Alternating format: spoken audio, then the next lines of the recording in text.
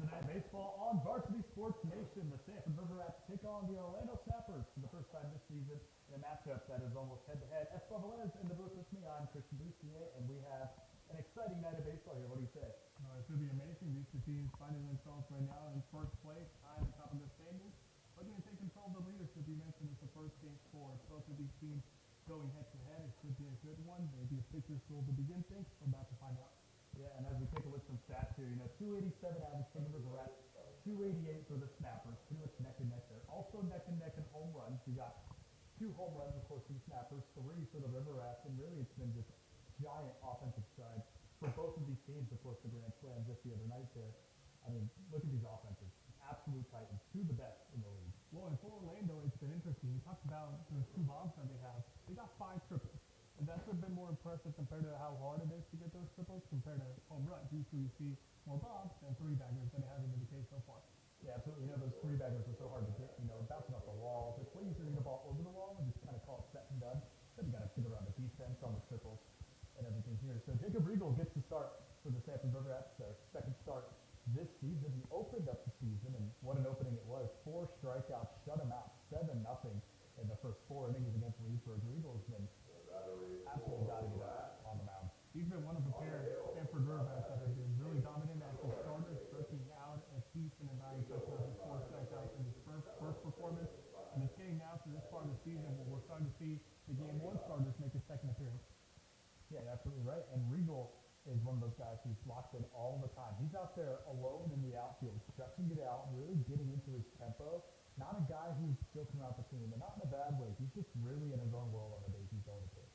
Yeah, you'll see that from a different type of guy, right? Some like to be a bit more loose with their teammates. Some like to joke around. It takes me back to Hunter Pence when he was playing with San Francisco. He would carry that team energy-wise. But then you have other guys like Riegel, more focused, more locked in. It's all about personality, but as long as they can perform on the field, at the end of the day, that's all that matters. Yeah, and now we take a look at the 10 guys that Riegel will be facing so far. Farner will lead things off for us, and again, another one of those big bats there. Robinson, Gustafson, and Cervella will round out the top 4, and then Mercado, Walburn, Fields, and Mezzanotte will be the first extra hitter we see tonight, followed by Krasinski and Cromeau.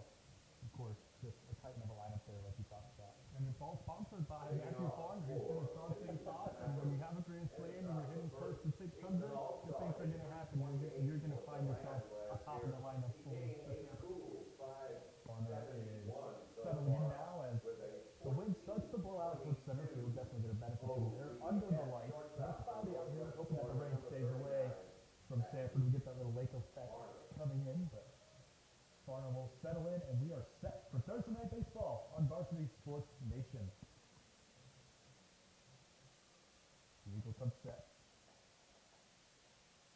We're taking this time as we just get to play ball, and there it is. Kicks and deals, and we are underway as that's fouled back for strike 1. Really aggressive in this first at bat. And that's what we've seen from him throughout the first 4 games so far this season. He's had success jumping out on early pitches and dictating the at bat. So with the 0-1, he'll start again. Kicks and deals from Riegel. Snap down the third base line, and that's a fair ball into left field. He's going to get it towards the bullpen. He'll round first and head to second, and Farner slides in with a double. Well, it was hit right past Puckett, who couldn't even get a glove on it. That was smoked down the line. And to think this kid got hit for his DP today, he was tagging some balls. Well, the guy's just taking DP. He got a ball to the stomach. He did not feel good after. He was in pain. The second pitch he sees, so working down the line for a double. I think he's feeling pretty good right now. So the Snappers strike first with a leadoff double that brings up Robinson. Robinson, 263. Looks like second base now fires his first pitch. Breaking ball taken for a strike on the outside corner. This is a guy that when he gets on base, he will do damage with those wheels. Got 2 triples so far. He's been showcasing them throughout the year. Next offering is swung on and missed. Looks like somebody tipped off the bat for a foul ball. Make it 0-2. And Farner's looking a little jumpy out at second base, too. He's leading off the bag. He's not held on. He has a good shot at taking third here, too. He's got some speed to himself as well. Usually knows to play shortstop. Today he'll switch to Cervella. He'll be a second, and the Venezuela will take the 6 hole, but this guy can run for days. Checks the runner in the 0-2. Outside for a ball. That's good discipline there. That ball just missed for those were other called strikes. That's really good plate discipline by Robinson.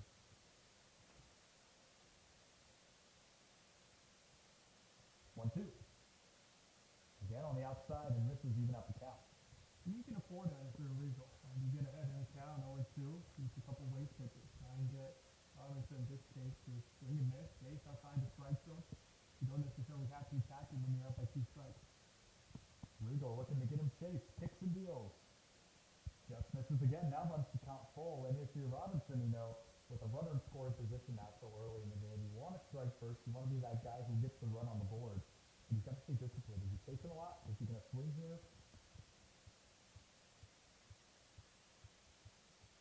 We see payoff from Regal. And he misses high, so it'll be another runner on. 2 on, nobody out for the Snappers. He stops and comes up. And a big moment for the Snappers already early in this game. And to your point, he was extremely disciplined. He was down 0-2, fall down, but then saw 4 straight pitches outside the strike zone. And from your top 2 hitters in the lineup, 1 through 10, that's what you want to see. 4-12 on the season for Gitz Option, so another big hitter here for the Snappers and a big opportunity. Regal finds himself already under pressure. This is cracked out to center field. King has a beat on it, making the run. There's Khalees. They come together, and it looks like Khalees came up with that ball. They got a little tied up there. So with 1 away here, the fly out, no runners on the rule. Still first and second for the Snappers. Former River Rats. Good job for Regal. Bit of miscommunication by Khalees and King, but they found the ball. They cleared things up at the end of the day. That's all that matters. And that's a huge first down for the right. And definitely a scary situation as the shortstop. You're backpedaling on that ball. Cameron King is running in on it. You really, like you said, got to have that communication as that pitch misses low for a ball, and that could have been a very dangerous situation. And speaking of dangerous situations, Travella, a former River Rat who was injured 2 years ago, has not returned to the team since and now plays for the Snappers. A bit of a homecoming for him, like you said. Yeah, he knows his field pretty well. Unfortunately, last season, as he said, wasn't able to really get too many games under his belt. But now he's going to make an impact. It's a new team of Sanford, a new coaching staff as well. He doesn't really know many of the guys, but it's still great to be back here for him. Travella's next offering is inside for a ball. He's been trying to heat up as of late as well. Had a moonshot last game at TFA. No doubter down the left field line. Took a couple out of here during BP. He's trying to swing back. Travella's got a 37% strikeout rate, 7 Ks in his last 19 at-bats, and that one's just picked off the bat. So not producing a ton at the plate, maybe not as much as he's capable of, but still a lot of time in the season to really open out here. Yeah, first 2 games were a little bit rough for him. Last 2 have been a bit more friendly. And that one caught Travella. He's going to step aside and just really regain his composure there.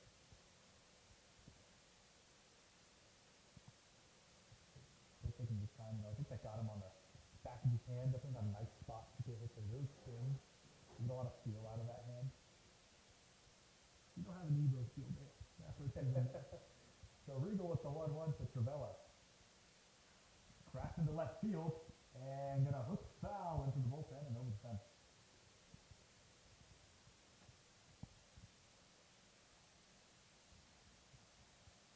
So still 1 away here. He stays alive in the 1-2.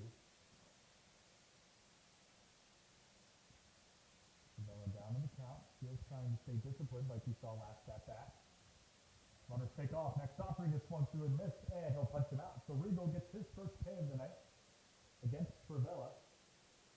And make it 2 outs. And while we get settled in, let's take a look at your defensive lineup for the Snappers. We got Police at shortstop and Harmon at third base, alongside Lopez Mock out in the outfield, of course, left field and right field. In center field, Cameron King, Saliba is your backstop. Spicer will round out the middle infield. And Schaefer at first base. That pitch got away and will score a run, so the Snappers will strike first on a wild pitch. And that's how most of the River Rats opponents have been scoring against them. It's just these wild pitches getting past Saliba.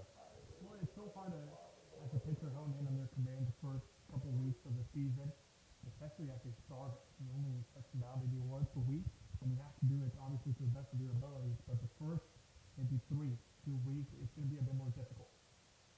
And with the new team, you don't have a lot of chemistry with the catcher that you might want as that one's fouled back. And that chemistry with your catcher is really important because he's the guy who's going to know you as a pitcher and really know how you're throwing, where you're throwing, and these little miscommunications that really wouldn't matter if you had that chemistry are going to be big, big deficits for you. That pitch just misses for a ball. And Mercado is going to hit his counter with a runner 90 feet away at third. Breaking ball misses again. And Regal, you score the run, you get that out of the way. With a runner right at third, you're staring him right down. You get another big power bat from the left-handed batter's box. You could easily pull one down the right field line. This pitch is swung on and missed for strike two. What are you thinking if you're in Regal's head right now? I think just one more strike. Let's get out of it. Attack Julian, you can't afford one more ball or else the inning will continue. Count runs full from Regal. Pitch misses outside for a ball, and they'll walk another to get runners on the corner. There it is. We've been able to do that, Jacob, and the inning lives on. Here's Walburn with his first time tonight. 235 this season in 5 games and 17 at bats. Like you said at the top of the field, the Sappers lineup is consistently getting hit. And now with runners on the corner and 2 outs, Regal really has to just focus on his consistency in the zone. That first pitch is in there for a strike and starts him off over to 1. So good start for Regal.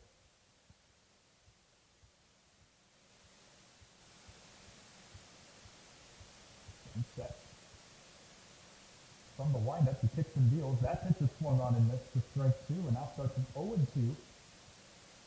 And a big opportunity for Regal to get out of a scary inning with runners on the corners.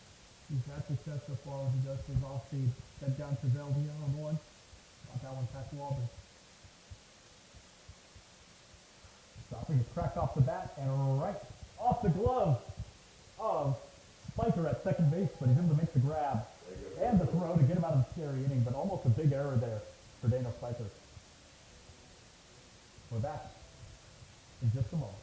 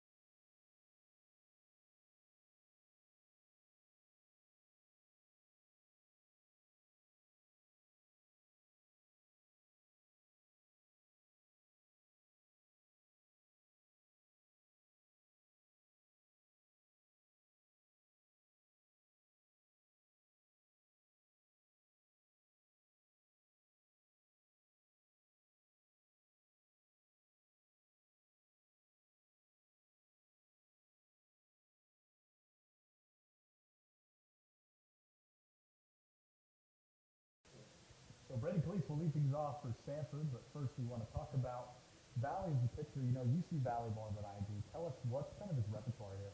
Well, so far I've only been able to see the one tie, but it was a stellar performance from him in game 1. Took the victory against Winter Garden, and after that he's been able to recover from his hard wounds, and he's eager to make his second start as a snapper. So Valley will face Khalees and then Puckett and Harmon for the top 3 batters. Those are who will face right now. And then Lopez, Mock, and Schaefer. King, a big hitter here. A lot of contact. Great barrel up the middle the other night. Scored some runs. King is also very fast on the bases. Could see a lot of stolen bases from him. That rounds things out with Saliba, Spiker, and Pittman as the extra hitter to end off this River Rats lineup. 2, shortstop, Brady. Cleese will come in 50 games for UCF last season, one of the captains, multi-hit games. I mean, this guy is all over the place, you know, one of these superstars that we see come out of these D1 schools. 50 games for you mentioned the Division I program, and on top of that, in the Big 12, of course, UCF didn't have the year they wanted to, but still a major program when it comes to baseball. Hitting 800 this season and 875 on base percentage for Cleese. They face Valley for the first time. Cleese watches a pitch on the outside for a ball. And Cleese is the guy who took a little bit to get down here. You know, he's playing with UCF and then kind of had some other traveling issues that he had to get accustomed before he could get down to us. And once he got down here, he really settled into that shortstop position right away. Just a really smooth fielder. Next offering is fouled back towards the River Rats dugout and out of play. For 0-2. You would expect nothing less from a guy that's used to playing in the big stage. I went to one UCF game 3 weeks ago and first saw him play. I didn't know he was in time on the field. Yeah, well, summer ball is a chance for these guys to really make a name for themselves, not only in front of their hometowns, but also just on the grand stage of baseball. You know, these are guys looking to transfer. These are guys looking to extend their careers maybe into the majors. Especially nowadays, transfer portal and how that's become. NIL deals in the mix. Absolutely. Cleese at the 1-2. Valley working pretty efficiently here, pretty quickly. As he picks some deals to Cleese. Fouled back again, and he's just a little late on these pitches. I think Valley's velocity's throwing him off a little bit. 91 right now, Valley, especially to the end of this game, and kind of where he's set in one as well as against Winter Garden. Cleese usually playing for UCF, he's been able to hit those easily, but again, when you're missing your off-speed pitches, it kind of gets a bit more difficult. Next offering to Cleese is a breaking ball that punches him out. And he knew right away, I mean, he wasn't even going to try to walk to first base on that one. That was a beautiful breaking pitch there by Valley. He knew right away, I didn't. I thought it was outside his strike zone, but if you sounded perfectly striking his best, it's under for one. Here's Stuart Puckett, who comes in, another big hitter for the River Rats. I mean, we're going to talk offense all night tonight, because that's who's really going to come alive in this game. Puckett, 24 plate appearances and an 893 OPS and a 417 on base percentage. Another guy who can really get on base easily. And also a guy who sees a lot of pitches. First offering to Puckett is swung on the other way, and that'll land in the left field for a base hit. Puckett is the first man aboard for the River Rats. And on the first pitch, he swings and pretty much places one perfectly into the outfield. He usually says any pitcher, this time he had a different idea. At the plate, first one he saw it all the way to the left, and I don't get your paper. So Dawson Harmon comes up now. He led the league in home runs last year. Had a 23 home run season, was the Citrus Conference Player of the Year.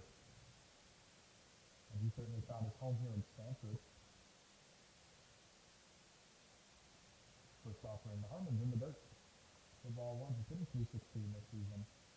And these are pretty average numbers, you know, for a hitter of his caliber, you know, coming out of the JUCO. You know, 316 is really on the higher range of these hitters. Next offering swung through and missed for a strike. Maybe he looks at 316, he's like, I'm struggling. Yeah. I would look at 316 like, God, you see what I'm doing? Like, you know, that's a lead. Yeah, absolutely. For him, it's just another day. Yeah, you're absolutely right at this level. I mean, 316 is really nothing to be ashamed of. That's, I mean, even major leaguers are hitting 316 consistently.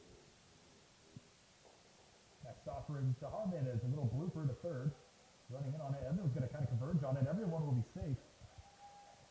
Chuan for the River Rats. That 316 average is, I know expand after that, and you don't have to hit it too hard every single time. Just hit it when there's no one at. Yeah, Valley and Cromo were coming in on that one. That's in one of those weird pockets where it's really hard to get to. Right down the line. Not close enough for the third baseman to make a grab on it, but also pulls the pitcher off the mound. And not really communication thing either. It's just kind of a bad spot for a baseball to land. It works even better than the Bud, because the Bud, at least, your infield has a chance to come in. This time they had no idea. 1 away, 2 on for the River Rats. A big scoring opportunity with one away to Lopez.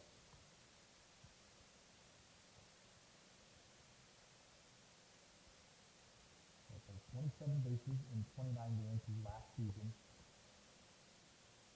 Consistently getting on base. He's very selective about what pitches he actually swings at, even if they're close in the zone. You'd rather watch him go by it for a strike instead of swinging at maybe a tough pitch and grounding out or flying out. These guys are looking for consistent contact.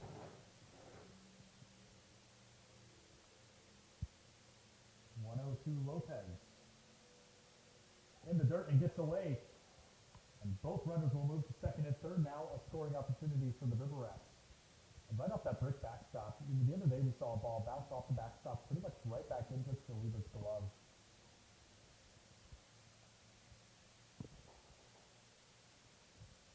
Thompson just couldn't get a glove on it that time.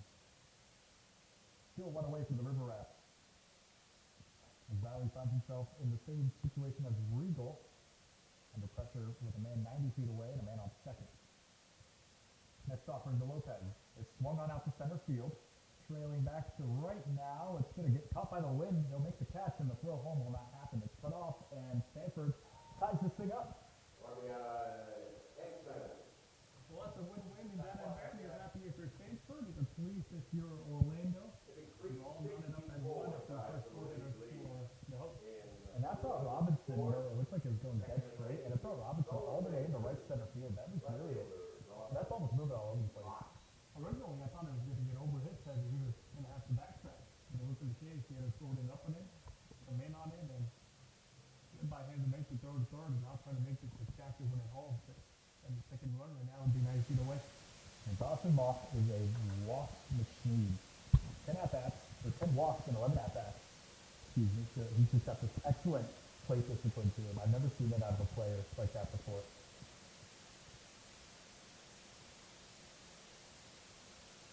Two away, runner on second. Next offering the Moss is a breaking ball outside.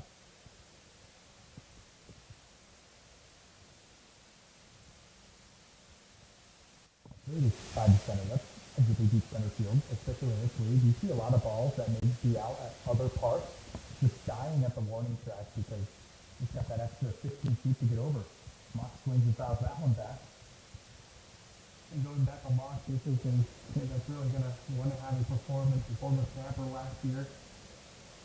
You see that? Yeah, a little bit of lightning out there, and I really hope it stays away for now, but in Florida League, you're due to have some rain drama here. That pitch misses outside, and the clouds are rolling in when we got here, and especially in Sanford, I think being next to the lake, there's a little bit of extra water in the air, really draws these clouds over the stadium. That's what I heard last year. I never really got it why. I still do. I'm not a huge weather guy. It's like a rain vortex over here. So it seems like every game there's a threat of rain. Mm-hmm. Mock swings to that one and fouls it back for strike two. Florida weather. And you also have these weird bouts where the wind will shift. In the first 3 innings, it might be blowing from right field to left field like it is now, but then it might just completely die for an inning and a half and then pick back up and blow out to center. It's really unpredictable here. Is that good or bad? That depends on who you ask, If you want to be hitting out to center field, obviously, you want that wind blowing out there, but like we saw, with bringing Robinson over to right center, really plays a big effect on this defense. Runner takes off. The throw down the third. It's going to be close. He slides, and they got him. Got to have a scary inning. That could have brought another runner into scoring position. 1-1's your score from Sanford Memorial Stadium. To the top of the second we go. Back in a moment.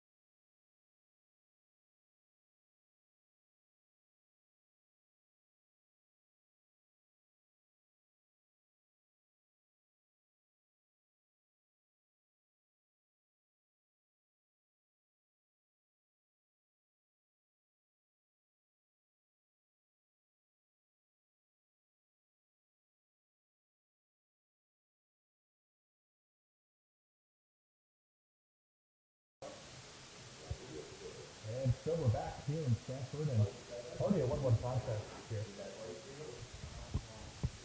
It is a tie game with the weather starting to roll in. Esteban, what do you see so far early in this game? What are some of the trends you're seeing? Well, it's kind of what you alluded to before first pitch. A lot of offense. Right? One run in the first for both teams. We're kind of the one heading into the second, but both sides have really been getting off to a strong start offensively, and they still first pitch. They're finding the early goal.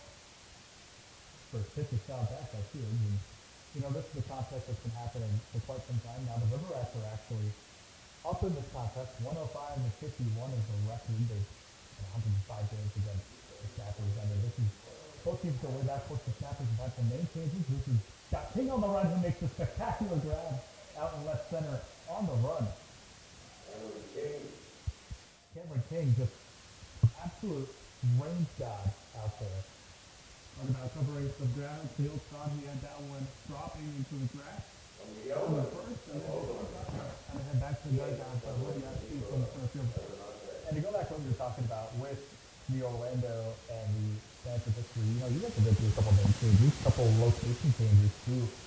But you guys have been with this league since pretty much the inauguration. These are two of the original Florida League teams. And the River Rats have just been having that edge on that team between the moving teams. That's right over the head of Harmon at third base for a base hit.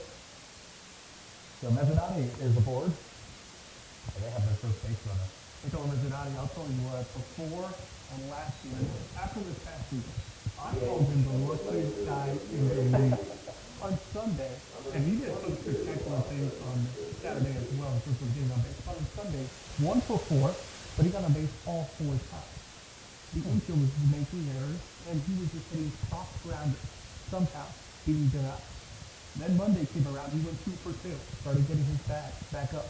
Took a day off on Tuesday, first pitch was here, first got back, slides all the way to the left. His bat started to get going as well, and that's something Orlando needed from him last year too.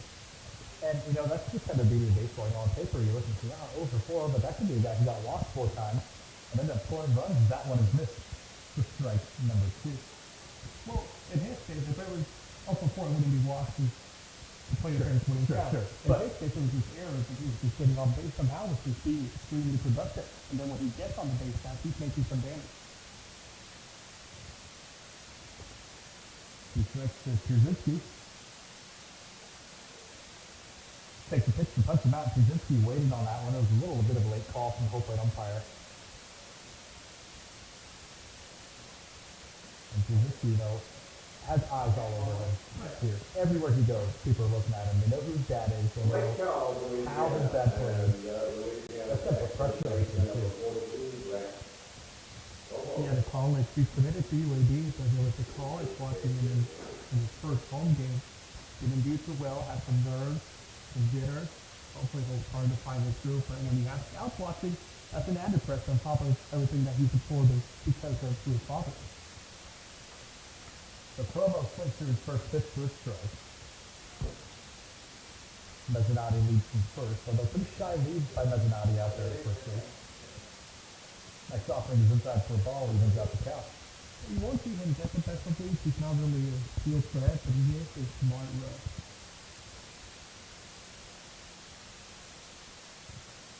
Waves to be lost on the bases. Takes the peak, now fires his throw. It almost got away from Saliba, but a good block to smother that ball before any damage is done. That's really been his Achilles heel there this season, is just letting these balls get away from him, bouncing off the pad. That's what you needed, that wide backstop too. Next offering from Regal. Swung on right back where it came from and into center field for a base hit. That gets 2 runners on for the Snappers.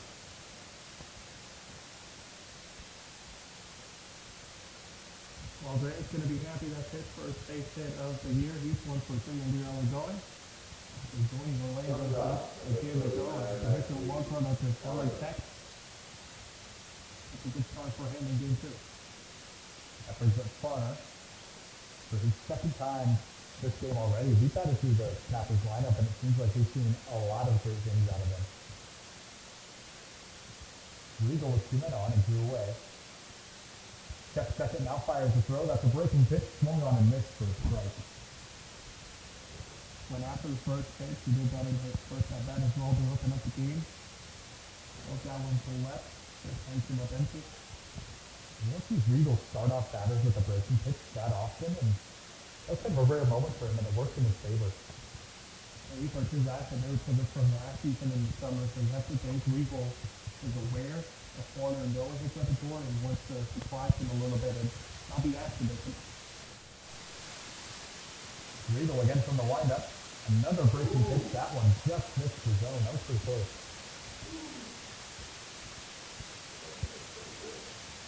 Regal was overcoming some command issues this past season. Was a little injured, and for the Rats, 461 and 13 innings and 16 strikeouts last year. He had a fastball topping at 90 miles an hour, but outside himself in the upper 80s to lower 90s now. So a lot of room for him to improve, he said, but a lot of zero.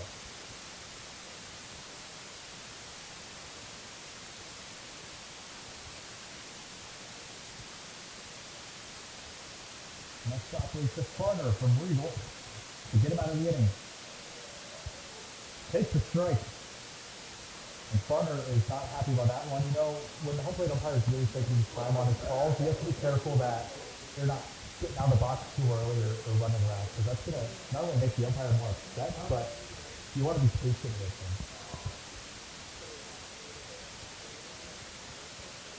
Two-strike count from Regal coming back to Farner. Runners take off. The pitch just misses the zone for ball 4. And another close miss there by Regal. I think he heard it. He waited a little bit more farther for the ump to make the call. He was like, okay, are you sure? All right. When it's off like that, when you take first, let's keep it full. That brings up Robinson for his second try this game. This time with the bases loaded, and Sappers are the only team with a grand slam in the league. I mean, big moment here for the Snappers.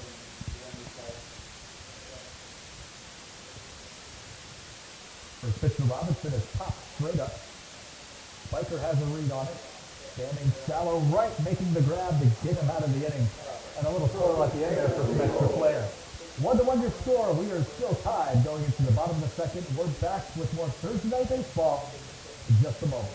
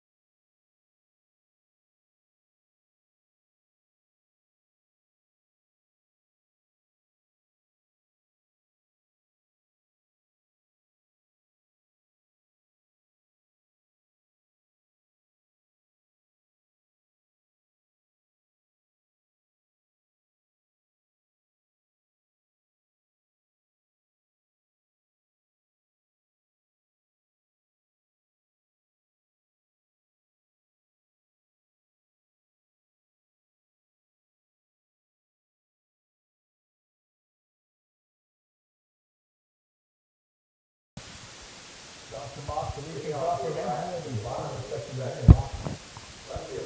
Last time for it. He's had a pretty active day in left field today, actually. A couple base hits made it to it.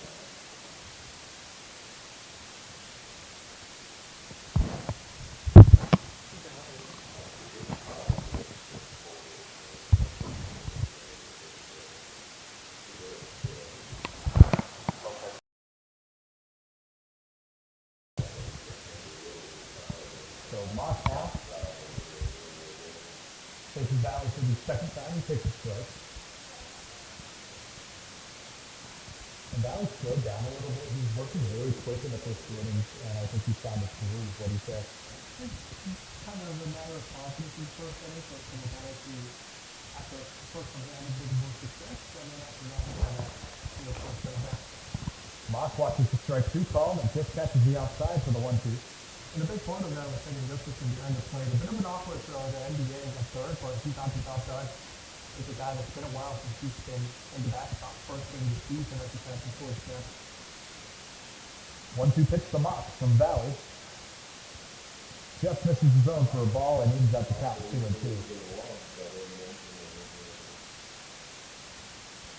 Moss is waiting on that one. And like you said at the top, 10 walks for Moss. Just a machine at getting on base. 2-2 taken for a ball. Just missed the zone again up high. He's speedy as well, so when he gets on base, watch out.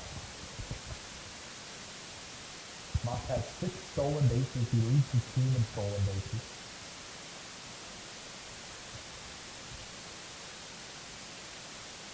Three-two. Swung on and over to second. Fielded nicely. Throw to first in time for the out. So Trivella over at second base able to make a good play off the bad hop there. First baseman from Sanford River Rats, Sanford River Rats, I'm 16, Bruno. Bruno Schaefer played the game last Tuesday against Winter Park. Had a 2 RBI single that ultimately led to the win against the Diamondbacks.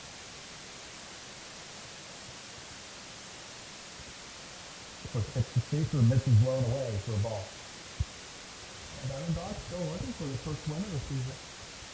Well, that's today. Yeah. It's interesting to see, how these different teams play out in this league. We've got the Snappers and the River Rats who are big offensive teams, but then you've got people like the Diamondbacks who really aren't losing on pitching. They're actually pretty good at pitching. They're leading guys on base, and you get to the point in the season where you're seeing every team's a little close. You got teams that are really going to be on pitching like the Land. Their type of group as well, but you talk about a Land and Sanford offense, the Land did a bit of a pitch himself. Swung and a miss there for Schaefer for strike 2.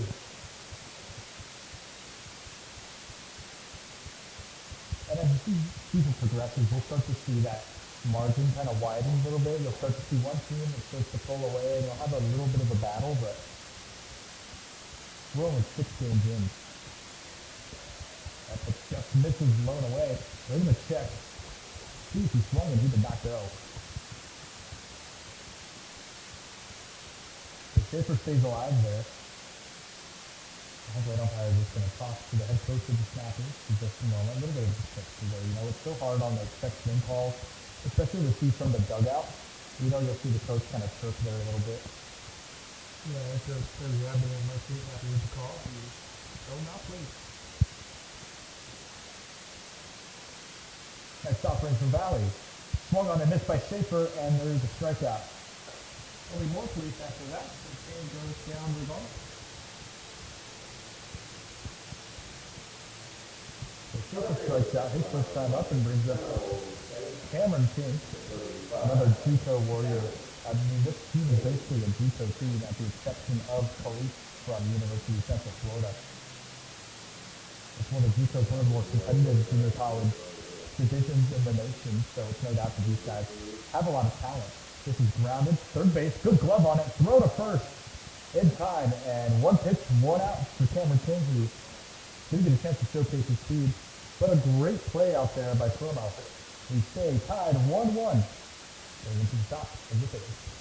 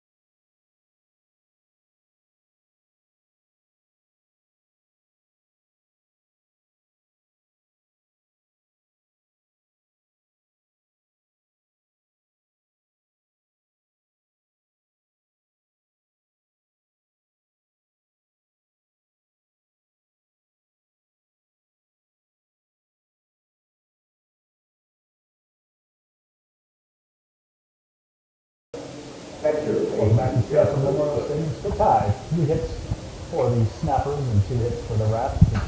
Honestly, they're pretty offensively quiet for both these teams. So far, I mean, we've seen a couple hits and 2 runs in the game total. This first pitch misses low and away for a ball.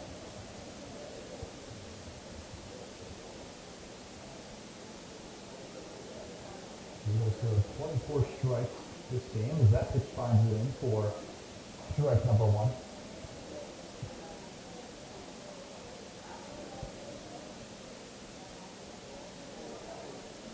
Eagle stretch and deals. Stop back. And off the top of the clubhouse.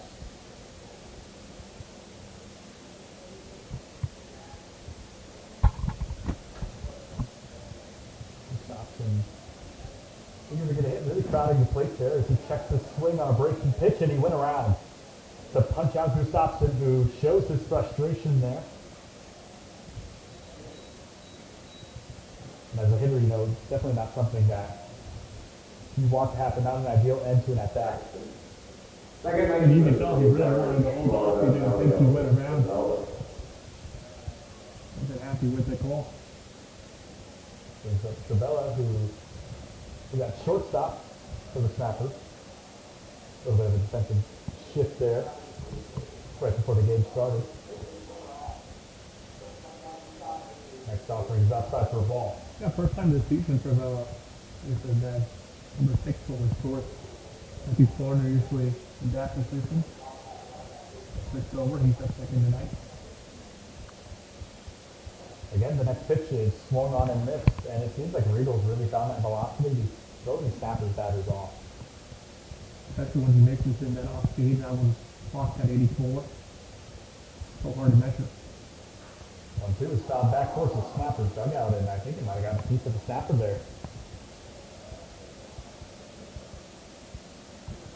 Well, social media intro made their way in after that one. Yeah, it was a close one for sure.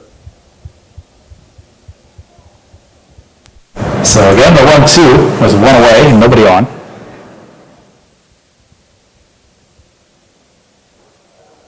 Finds the zone to punch him out, and another late call by the umpire, and waited patiently this time for that one.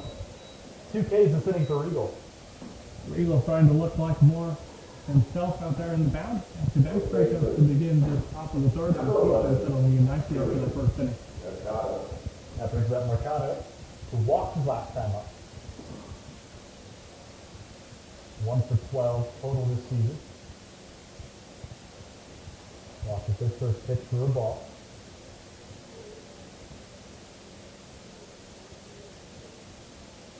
1-0 is a breaking pitch that just misses the zone. Man, he just cannot get the command going for that one.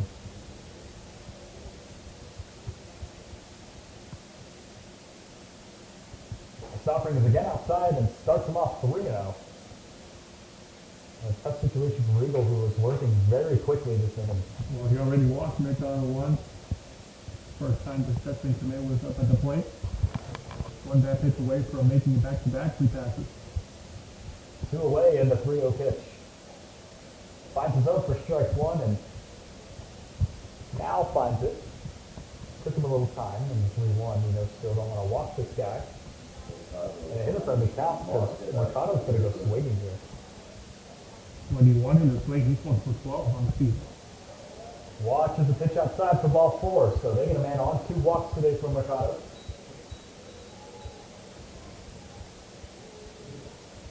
And a runner on first to Walburn.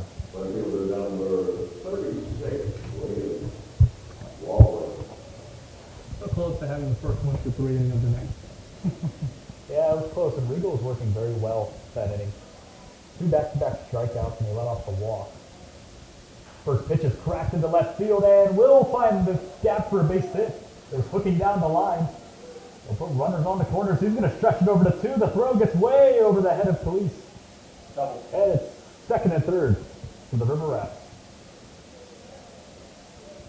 William Walberg taking advantage of that 2-out free pass for Julia Mercado. Didn't put too much on it, placed it perfectly down that left field line, just in fair territory. And it advanced Mercado to third, and Walberg left himself a double. He needed that one. And 235 coming into today, that's his 15th of the year. Here comes assistant coach Nick Goody out here to just, talk to Regal, really see what's going on with him. Sometimes as a pitcher, when you get those first routes in quickly fashion, in this case, for him it was via strikeouts, you get a bit overconfident. You might slow down mentally, like, you know what, I just see one more. I got this. It's no big deal. If you do that, things like this start to happen. You let your guard down, and snappers will take advantage. So Nick Goody gives Regal just maybe some nuggets of information there, some stuff that he sees from the dugout that he's doing on the mound. He'll step off, and Regal, in a tough spot, second and third, still tie game. You want to keep your offense in. You don't want the team to completely run off with it this early in the game. And Fields waits on deck. Mezzanotte is to get there. Walburn 4 for 17, 3 RBIs this season.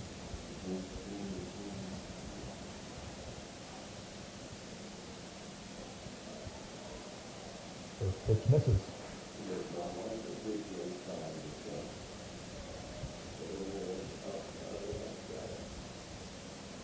Walburn trying to work some magic here as that pitch finds his own for strike one and makes it a 1-1 count.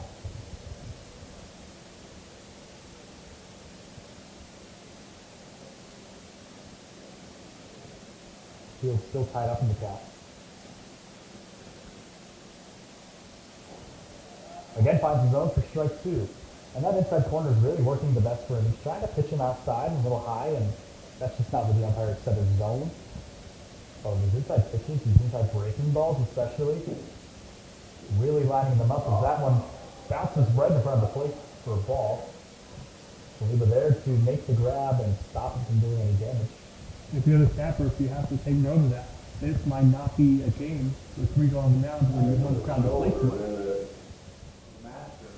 Especially when you consider the umpire strike zone behind the dish. So Regal already set. Fields now set up for the 2-2 count and the pitch. Breaking ball that's cracked right down the third base line and foul. Coach has got a hand on that one. He used to play back in his day. Potential Gold Glove standing out there. The third base pitch. And now he'll reset again for the 2-2 once more with 2 on and 2 away. Inside, and that now runs the count full for Fields.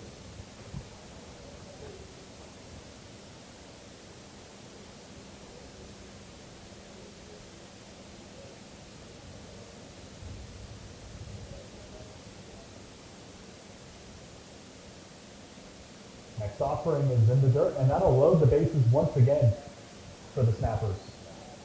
And here's Mezzanotte. Another big moment. Especially for Nickel, like you already got the most. Regal in his first step there, 1-for-1, didn't wait on too many pitches. Get down the left field line. The pressure gonna creep up on him possibly here with the bases loaded and 2 retired there. And he doesn't want to strand the runners here. A big scoring opportunity for the Snappers, and Regal finds himself in a little bit of trouble against the left-hander. His first kick and stride is going to miss outside for a ball. That was one thing Orlando struggled with last year, and Mezzanotte was part of that team, leaving base runners in scoring position. That seems to be the biggest thing that shows most teams' offenses is just leaving runners on. This pitch is cracked out to center, and Khalif gets under it.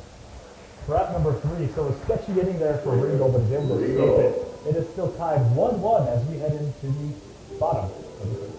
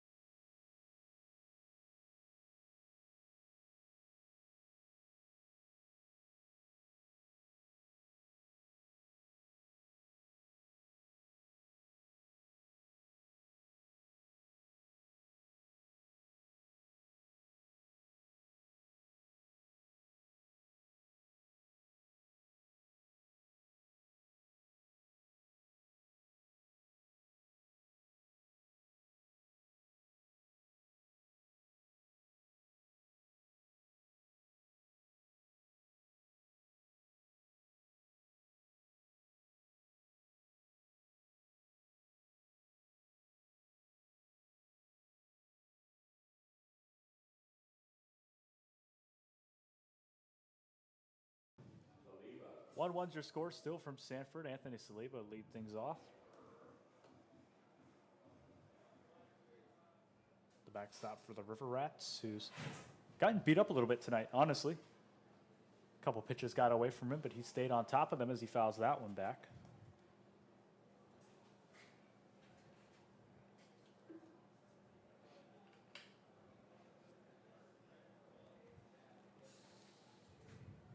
And the first game of the series against Orlando, then we play at Orlando tomorrow to round it off. So that pitch is in the dirt for a ball. We'll then go to face DeLand for 2 games and a Winter Garden for 2 games. And then back to DeLand. So DeLand, Winter Garden, and then DeLand again. Seeing a lot of teams on the road this week. Next offering is cracked to short. Pretty nice grab. Throw to first in time for out number 1. And that was a pretty routine play, you know, for Trevilla at short. Yeah, nothing out of the ordinary for the Venezuelan. Gathered himself perfectly. Calm, cool, and collected and fired across the strike. That brings out Daniel Spiker. Daniel Spiker, 400 hitter, 3 runs scored, 2 RBI, 2 walks, but 6 strikeouts really killing him here. That's one of the things that you want to avoid if you're a hitter. You just have to put the ball in play somehow. You do that, you give yourself a chance for good things to possibly happen, but if you don't even make contact, there's no shot. Spiker thought about bunting on that one, but pulled it back for the 1-0 count. Valley kicks and deals. The next offering finds the zone for a strike on the outside corner. Makes it at 1-1 now.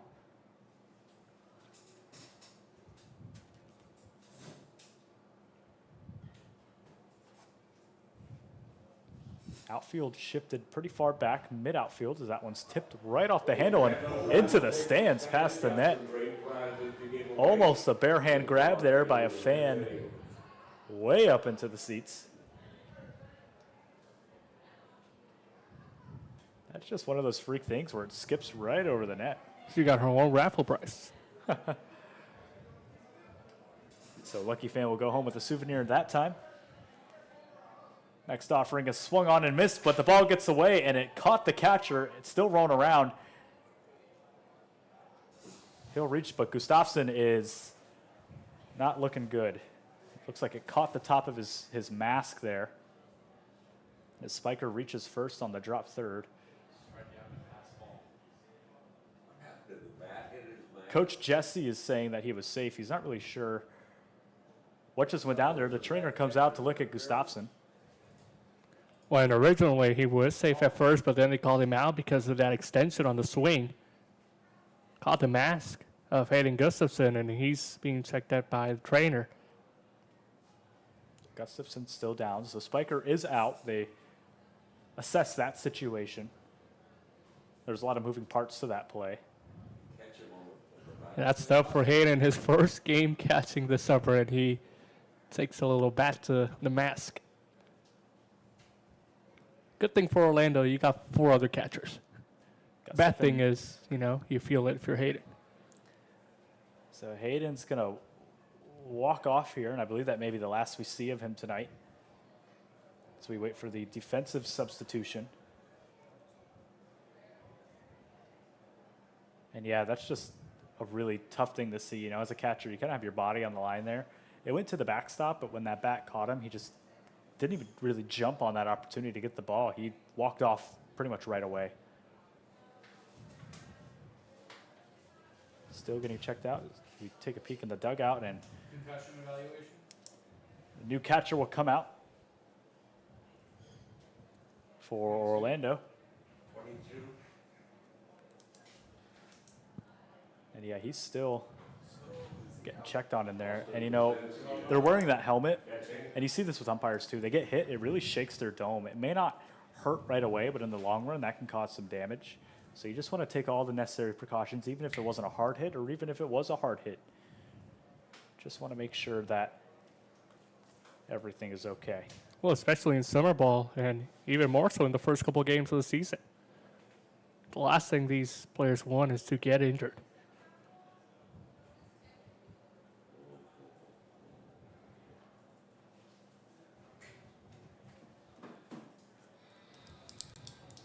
So Pierzynski will come in to catch. And a defensive substitution,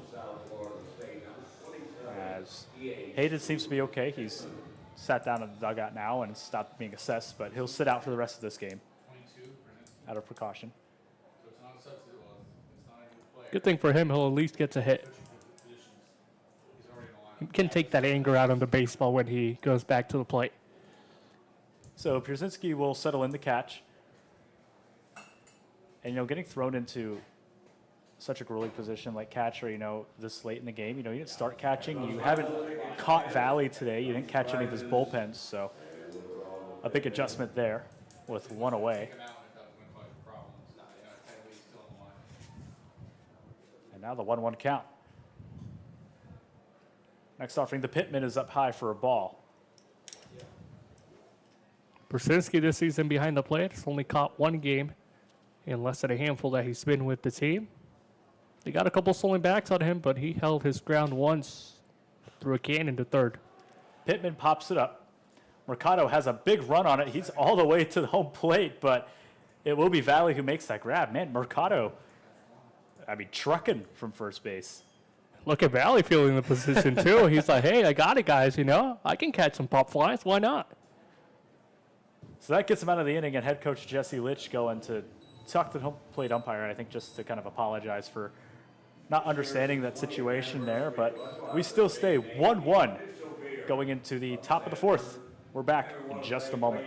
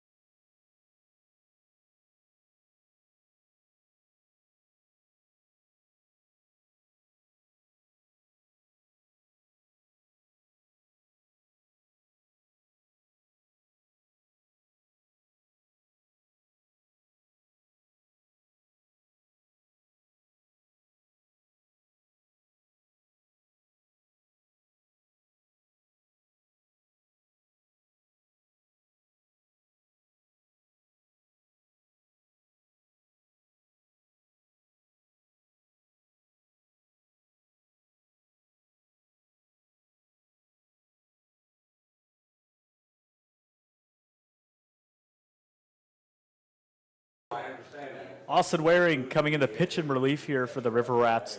A guy who hasn't seen a lot of action this game, a lot of action this season, I should say, but, high stamina, great reliever, really going to get a lot of pitches out of him.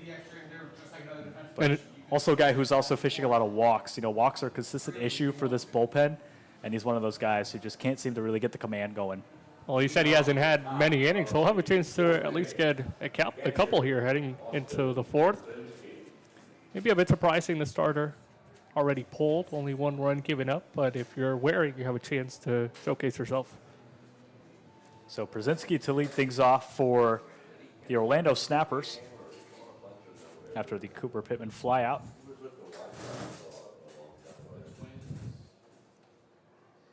First offering, swung on and popped up. Everybody's got a run on it. It's heading foul, and we'll head foul for strike number one. Really late swing on that one. He's 0 for 1 today, 0 for 4 throughout the season, but still early enough for him to really improve on this.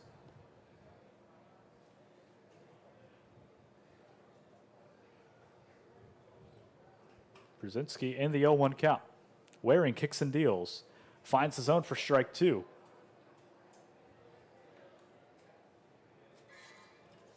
Waring's been pretty good at setting up the 0-2 counts, really pitcher-friendly counts, but you'll start to see his command fall off here as he gets later in the game. This is how, really where he needs to improve there is this is popped up. Lopez on the run, still on the run towards the corner and foul. Good effort there by Xavier Lopez in right field. You know, I was just thinking about this. A bit surprising, at least for me, that both of these teams really hone in on their offense. At least that's what's been carrying them throughout the season. But when you look at both of the head coaches, they're all pitchers, right? You look at Jesse Lynch, he pitched in the major leagues. Terry Abbott, he pitched in the minors, pitching coach in the majors as well. That's their focus, but the offense has really been the key for them so far. You know, as a pitching coach, I talked about this earlier in the season, and I talked to some players about this. To have a pitching coach as also your makeshift hitting coach, they're going to understand pitchers and kind of pitching mechanisms and what to read in an at-bat. So in a way, it's almost beneficial. You know, it's like a double-edged sword because you don't have a guy who's a specialized hitter, but you have a guy who's specialized against your opponent. You can kind of get in the mindset of what he's thinking. Yeah. You know, what's he going to throw in this? Yeah. That pitch was fouled back. It makes it a 1-2 count for Brzezinski, who settles in against Waring, the left-hander, trying to get his first strikeout, the 1-2. Cracked over to second. Spiker makes the grab, throw to first in time for out number 1. And not so solid contact for Brzezinski, but he got the barrel on it and chopped it to Spiker for 1 away.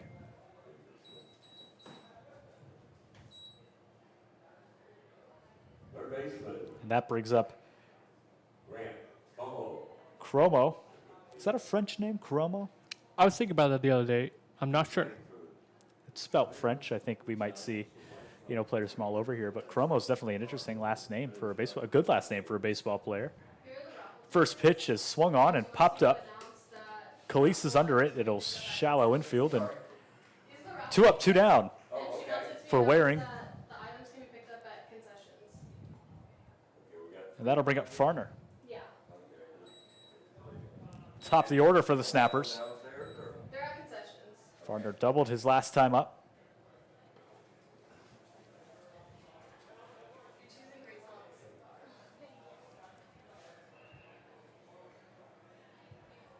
His first pitch from Waring. The left-on-right matchup.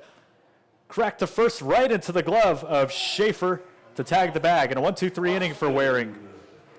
To keep this game tied up 1-1 as we head to the bottom of the 4th.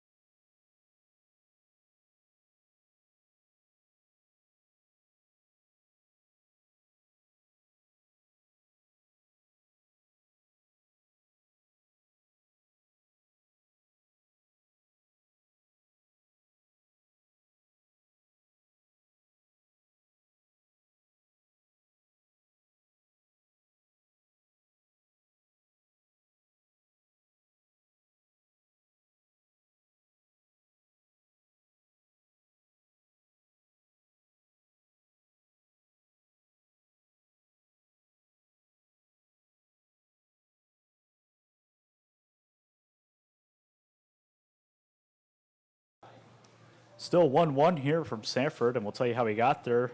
Farner with the double in the first inning that he then scored on the wild pitch, and that's how they got their first run. And the same goes for Sanford as we lead things off with Braden Calise, who had a busy inning last inning defensively, had that pop out, first out for the 1-2-3 inning. Khalees taking his time to get set up. I think Brzezinski also taking his time, just to settle in. Didn't have a lot of time to put the gear on there, and then he had to go in and hit. Now he has to put the gear back on, so he didn't really get a chance to settle into his new position there, catching.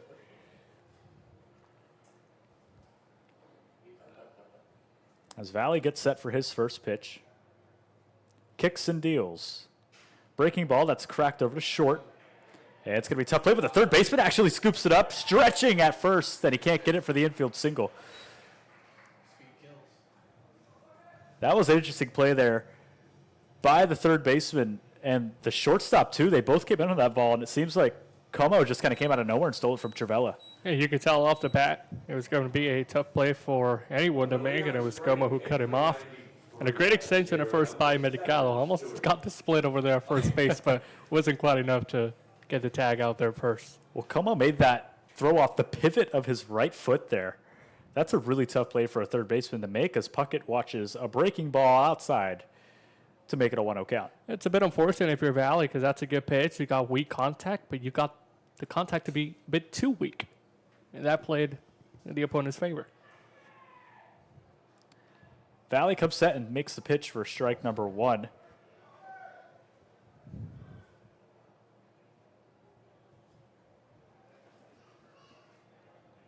And Valley facing a little bit of crowd noise tonight, it seems like. A little bit of distraction as the runner takes off. Brzezinski's throw is offline and into center field. As he stumbles from second, he's going to make the run for third. The throw's going to be close, and he's not going to slide in there. They're going to wave it off. They're going to call it an obstruction call, so he'll reach third base on a wild throw from Brzezinski that then made it into the outfield. He then tripped the runner.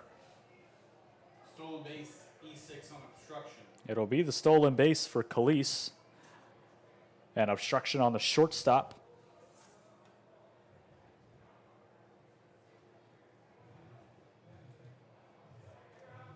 Trivella just kind of wrong place, wrong time. I don't think there's any intent to that one. And Puckett's in with the 1-1. Steps off, calls time. Good speed at third base with Khalees. Valley's kick and deal. Taken up high for a ball. And I have 2-2. Puckett is set up here with the 2-2, and in a good spot, the left on left could poke something into left field like he does right there as it's popped up. Walburn has a run on it to the track and makes the backpedaling catch. 1 run will score for the River Rats, and they break this game open 2-1. And it all came on the aggressive base running by Sanford. A bad throw by Brzezinski, and then just wrong place, wrong time, like you said, for Trivella, and that's how Sanford manufactures their second. And that's just baseball. It's these little tiny things that build up to eventually score. Like a Rube Goldberg machine of just little tiny things.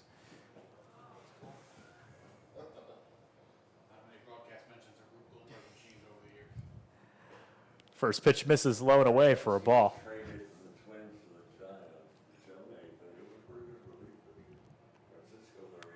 See, comes set already with the 1-0 to Harmon, who's 1 for 1 today. 2 homers this season, 11 RBI. This one right back up the middle for a base hit. And the Rats have another one on with 1 away. Pretty much right where it came from. That's how you know you placed it perfectly and you made great contact on it. Almost got a piece of Valley, thankfully not the case, but made its way to center. Xavier Lopez, 500 on-base percentage. He's getting on base 5 out of 10 times in his last at-bats. An extraordinary runner, too. And like we saw, his first at-bat, extremely disciplined at the plate, this time with Harmon on first.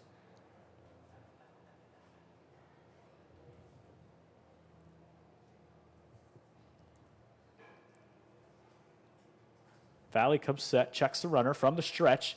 This is popped up again. Walburn on the run to the track, but it'll settle down for out number 2. Second hard-hit ball we've seen this inning. Smoke towards left field. Walburn has been able to take care of both of them, but Sanford's getting their bats on the balls. Here's Dawson Mock for the second time this game, 0 for 1 tonight. 4 for 11 all season long, 4 RBI and a home run for him. He's one of 3 home runs for this River Rats squad. And a man on first base to his right. That first pitch is in the dirt for a ball.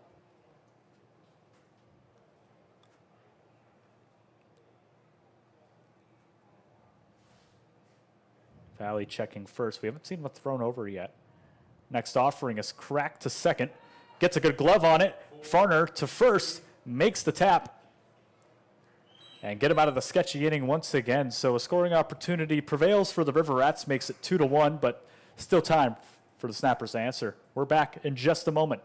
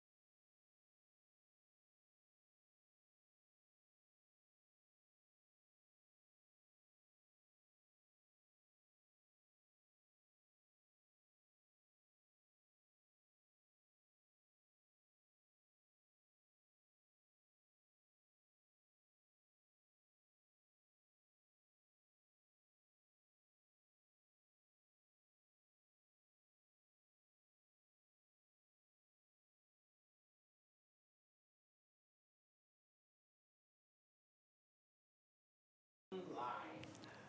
2-1 your score. River Rats lead in Sanford as it starts to get a little wet down there. So we've heard is And lit.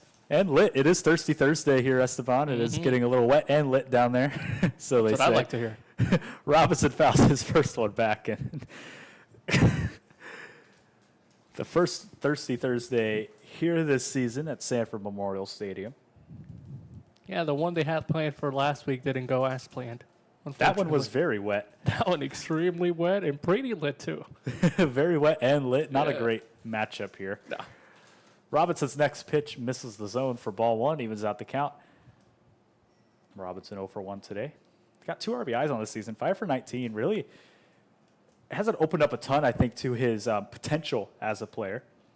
When he started hitting in the number 8 hole, the first game, and then second game, well, after you hit a triple in that first game, you get moved up to number 2.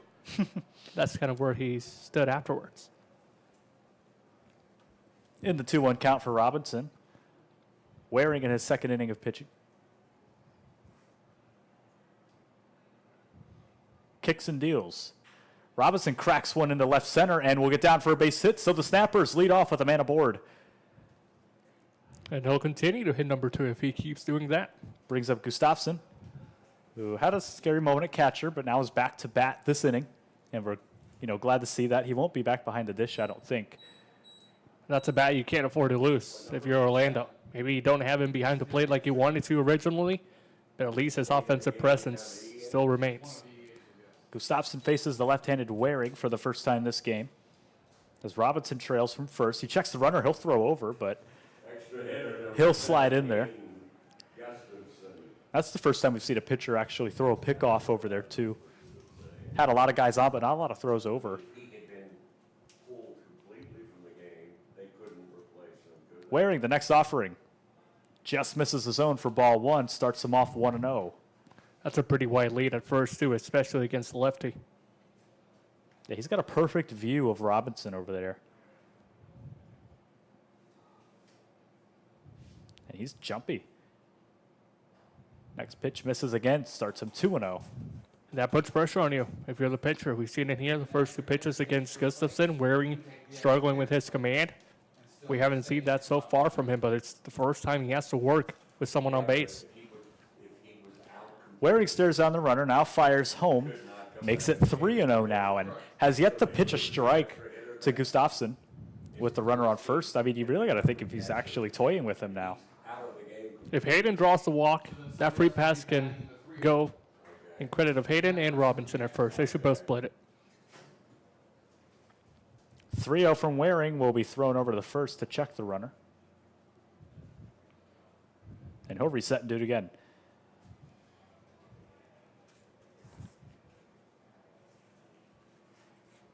Waring checking the runner again, now fires home. The 3-0 finds his zone for strike one and gets a breaking ball to connect on that time.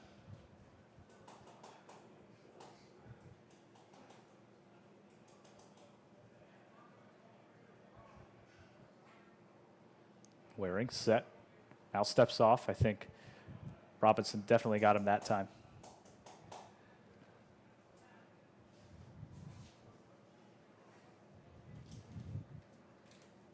(3-1). Runner takes off, throw down by Saliba. Slides in there safely, got his arm around it. It was a close one. Robinson's into second with a stolen base. That's the speed right there by Rashad, showcasing his wheels. And originally I thought it was going to be ball 4. Maybe he did 2 on his way to second, but he avoided the tag, slid in there head first, and now that's a base runner in scoring position, the first in a couple of innings for Orlando. Waring the 3-2 delivery. Grounded to Spiker. He'll check the runner at third, now throw to Schaefer for out number 1. Runner will move to third, and there's a runner in scoring position. The tying run on for the Snappers at third base. That's a huge, that stolen bag was. That would have been a double play if Rashad was still at first. Brings up Travella. He's at third instead, and it's a heart of your order, too. Yeah, and you're right. You know, it stops them from that double play opportunity, that stolen base. You know, that could have easily been grounded into a double play to Spiker. First pitch to Travella is fouled back towards the netting, and 0-1. 1 out and a runner on third. Waring, this is the first time he's been in trouble today. First time he's had a runner in scoring position. Well, he had the bases loaded jam, actually, last inning. But that was with the pillow of 2 outs, this time only 1 away.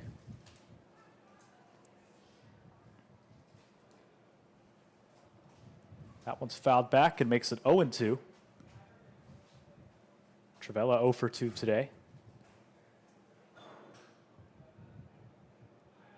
Waring sets.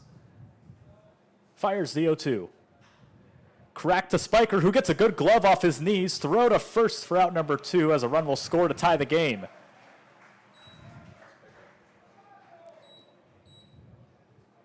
And another awkward throwing position for these infielders. We saw it for the third baseman on the Snappers, and now we see it out of Spiker. They're just off his non-dominant foot. But what a pickup by him at second. A bit uncomfortable, but he made the most of it.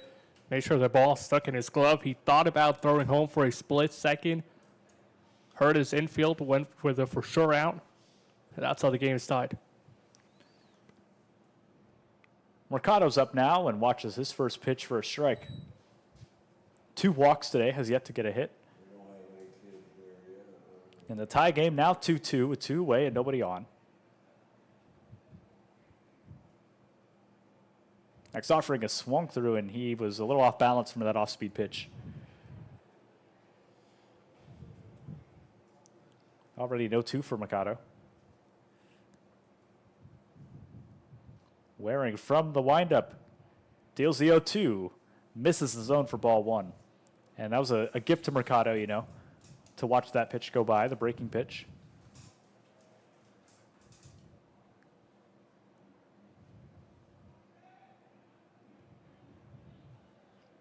1-2 from Waring. Misses again, evens out the count 2-2. And we talked about at the top of the show, these two teams are neck and neck. Home runs, batting average, on base percentage. They're almost identical teams, and we're seeing that play out tonight. 2-2. Misses again, low for 3-2, and the count runs full now. Almost identical all throughout the scoreboard. 2-2, 5 hits Orlando, 4 Rats. 1 error Orlando, no Rats. Halfway through, neck and neck. It was a close matchup, and a matchup that I was really looking forward to, too. Like you said, just two offensive titans. And that's a 3-2 walk for Mikado. So he'll stand aboard on first base for Walburn. So Dawson Mock leads the league in walks. I think Mercado is trying to compete with him. Yeah, Mercado was 0 for 0 today. He walked his last time up, and, you know, yeah, you're absolutely right. These guys are seeing the ball very well. I mean, lots of walks, lots of pitches going by that they're missing, or that the pitcher's missing, that they're just picking up on. First pitch swinging and first pitch strike for Walburn.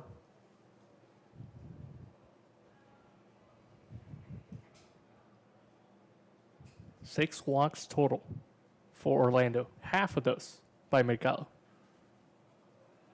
That pitch got away from Saliba, but they'll hold the runner honest at first base.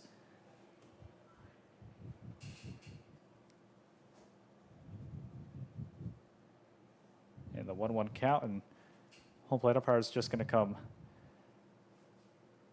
bring the ball to Waring, as that one kind of knocked the wind out of Saliba, it looked like.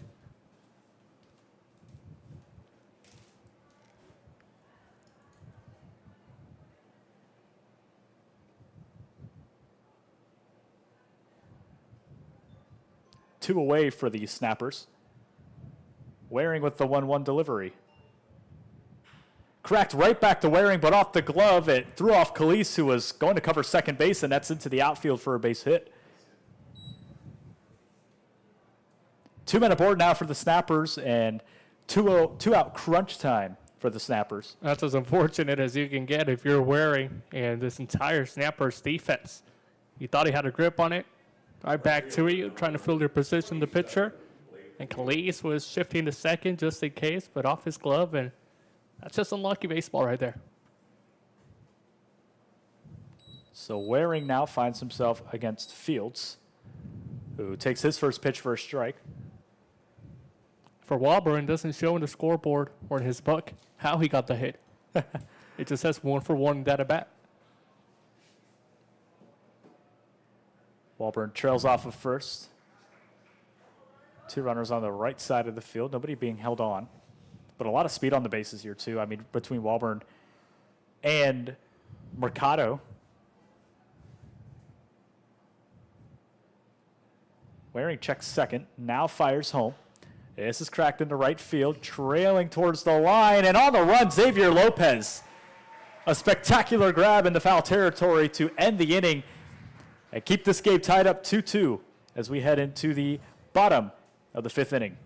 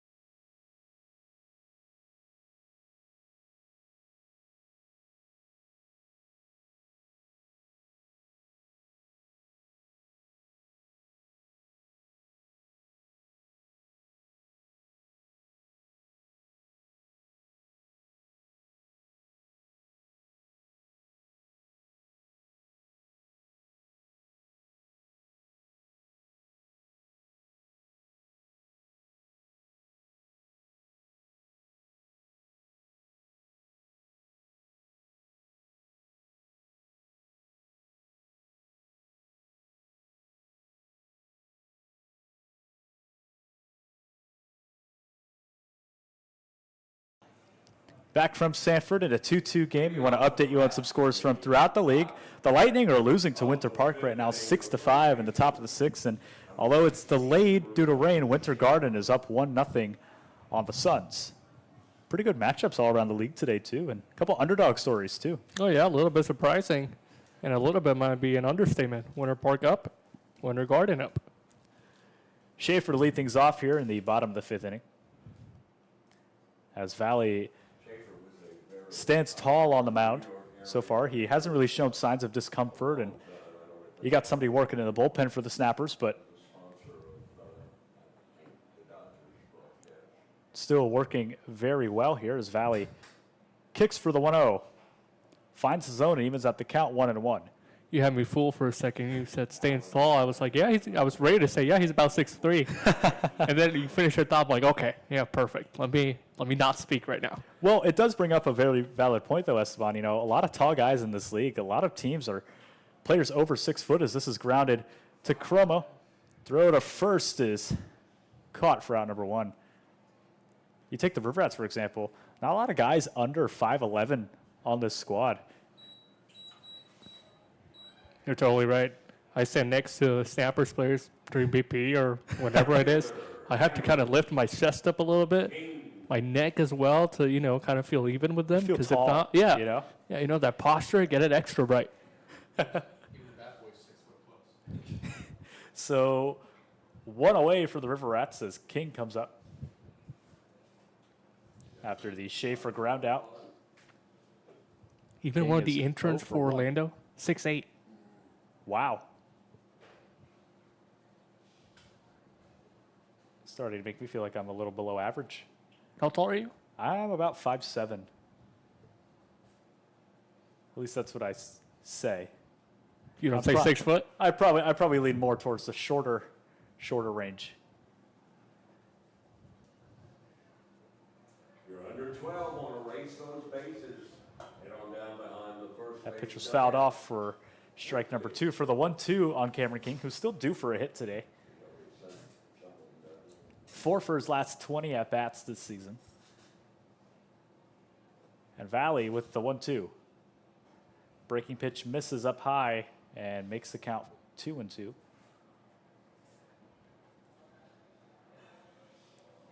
You know, it benefits you as a pitcher, too, because you get that longer stride and really drive those hips for extra power. As the 2-2's cracked to short, Travella takes his time getting it up and throws the first for out number 2. You see a lot of the shorter guys on the team out in the infield just so they're more nimble. Might see a taller first baseman Right. just for the stretch. Earlier on this season, I think it was the first weekend, we had one of our pitchers. He is 6'7". He was playing first base because we were short-staffed. Wow. But it goes to show you, you know, taller guys at first. Why not? And he used to play that position in high school as well. He's a recent graduate. Salib up for the 3rd time this game. As he watches his first pitch for a strike. Nobody on and 2 away.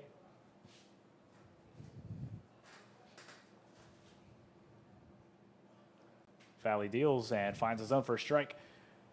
Coach Jesse Litch out there at 3rd. Kind of at the helm, you know, at the beginning of the season, he's telling his players, look, if you want to bunt, you could bunt. If you want to swing, you could swing. He's not going to really push them to do either or, of course, in these bigger game situations he might. But for the most part, they kind of have free will at how they want to control their at-bats. And that lets you work without as much pressure. Kind of gives you the liberty to do a little bit of everything, not have to be so scared to mix it up. 2-1 pitch from Valley. Hits high in the zone for ball number 3. And now a hitter-friendly count, 3-1 for Salib. What is he really looking for here? I think he's just trying to get any pitch to drive. You want to continue the inning. You want to extend it. You want to get someone on base. The Rats are due for that as well. Valley swung through that one and runs the count full now.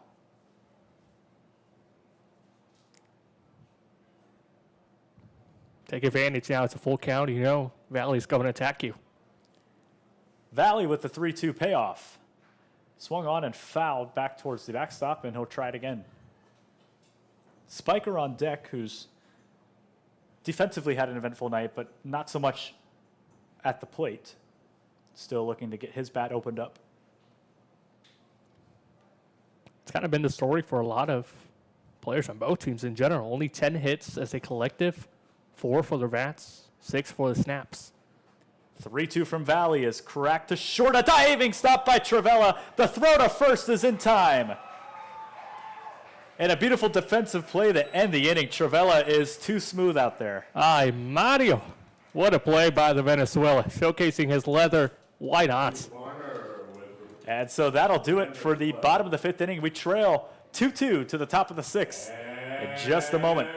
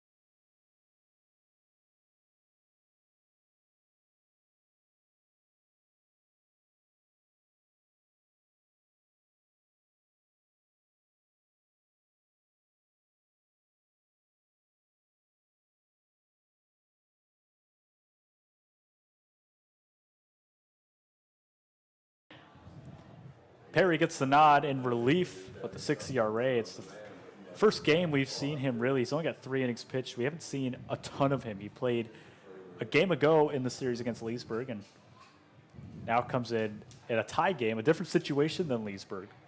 Yeah, for a guy that hasn't pitched through most of the season, this is a chance for him to show out. He mentioned it's a tie game. We're all knotted up. He wants to keep it a tie game, let his bats do the damage.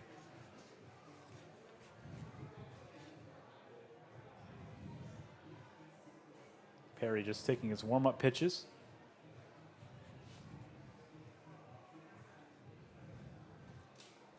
Trying to work his off speed there. And a team that has struggled with pitching in the past.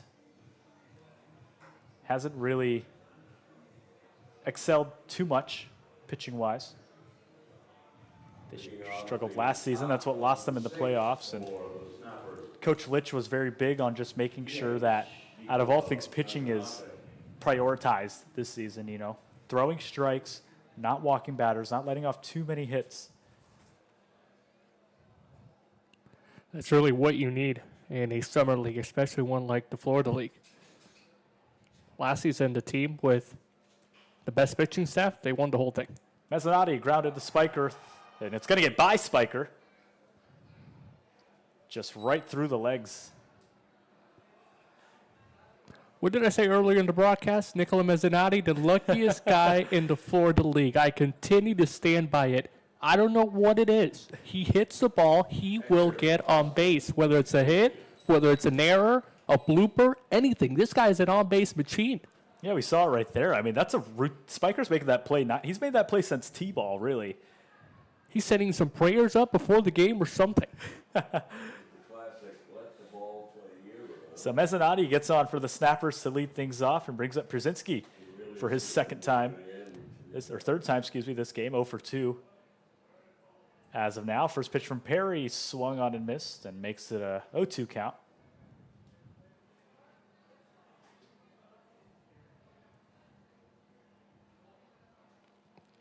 First error on the board for Sanford.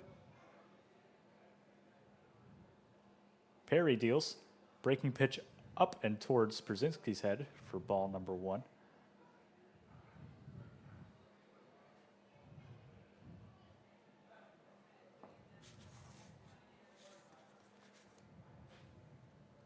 Again, the 1-2. Swung on and missed by Brzezinski, and will get him swinging. So he'll fall 0 for 3 today, and a really tough day in the office for him. It's been a tough early season for him. That can happen for a couple players, right? As long as you get the first hit afterwards, maybe it'll be a little bit easier. That first one always the hardest one to come by. He's been 0 for 7 so far. He's still looking to get going. Como 0 for 2 today. Up against Perry for the first time. Pitch gets away, but Saliba able to get all over that one.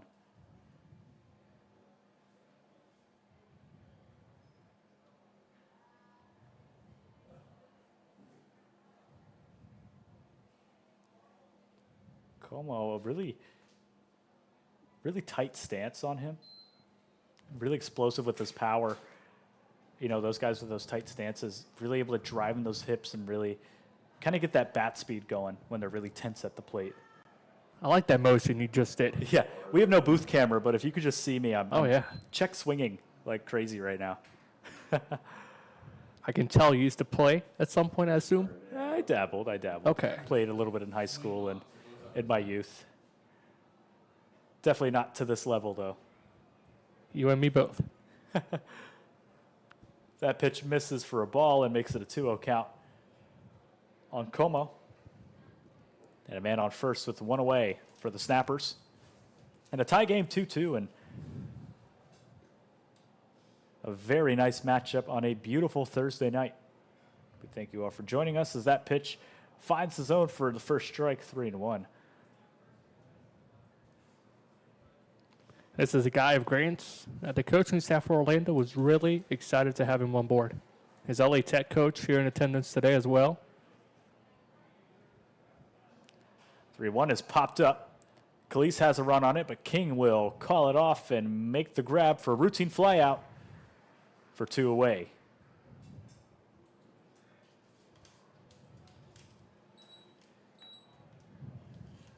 Farner now comes up at the top of the order. One of the most consistent hitters in this lineup.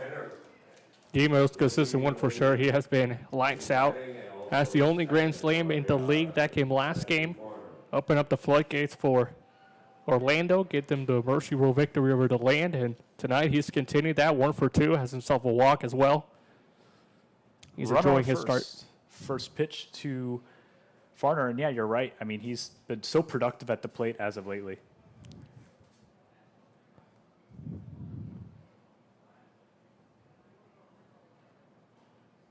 Next offering is a check swing. They're going to check on it. Did not go.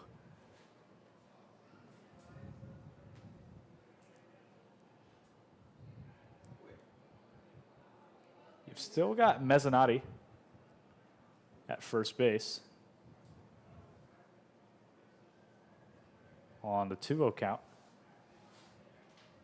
Mezzanotte looking to get lucky as that pitch is in the dirt, and he will get lucky as he heads over to second. It feels like it's perfectly timed there. Oh, it really is. Mezzanotte reaches on the ball away from Saliba. Like I said, that's just been his kryptonite. These pitches really getting away from Saliba.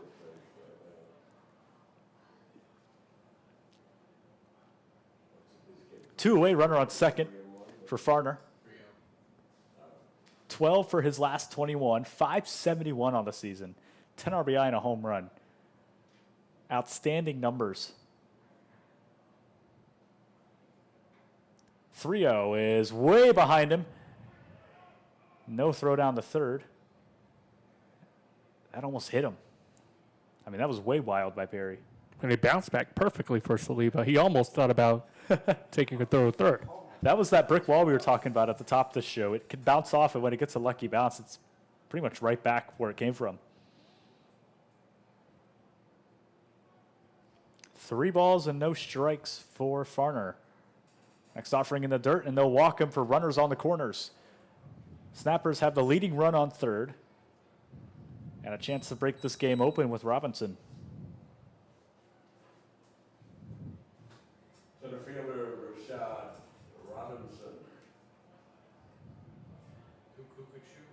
And 2 away for Perry, who,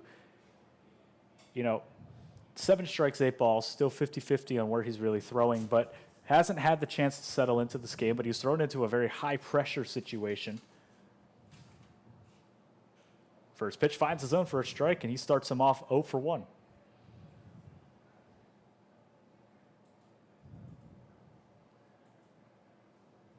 Robinson 1 for 2 today.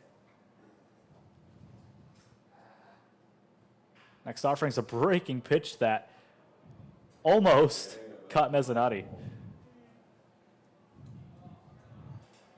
Had to leap out of his way there. The luckiest player almost got a little unlucky there, you could say. Well, and that pitch almost stood true to its name. It's so an 0-2 count for Perry and a chance to get out of this inning before any damage can get done. Pitch to Robinson's, cracked to short. Khalees has a glove on it. Throw to first and makes the play to keep this game 2-2. We're all tied up heading to the bottom of the 6th inning. Don't go anywhere. More baseball, Thursday Night Baseball on Varsity Sports Nation in just a moment.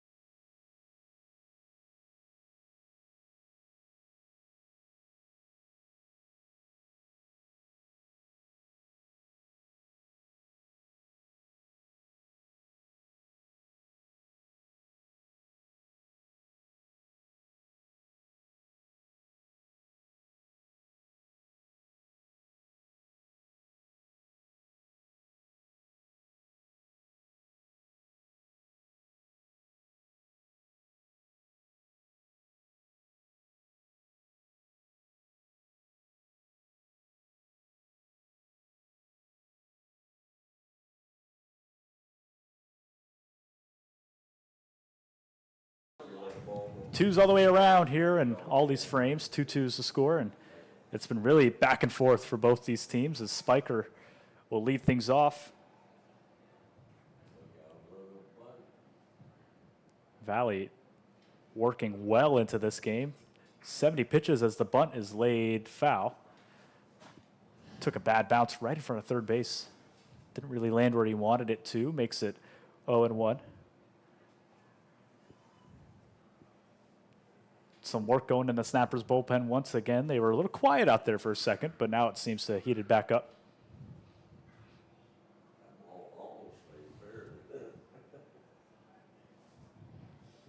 Valley taking his time, getting set, now finds his motion. Kicks and deals on a long wind-up breaking ball, misses for ball number 1.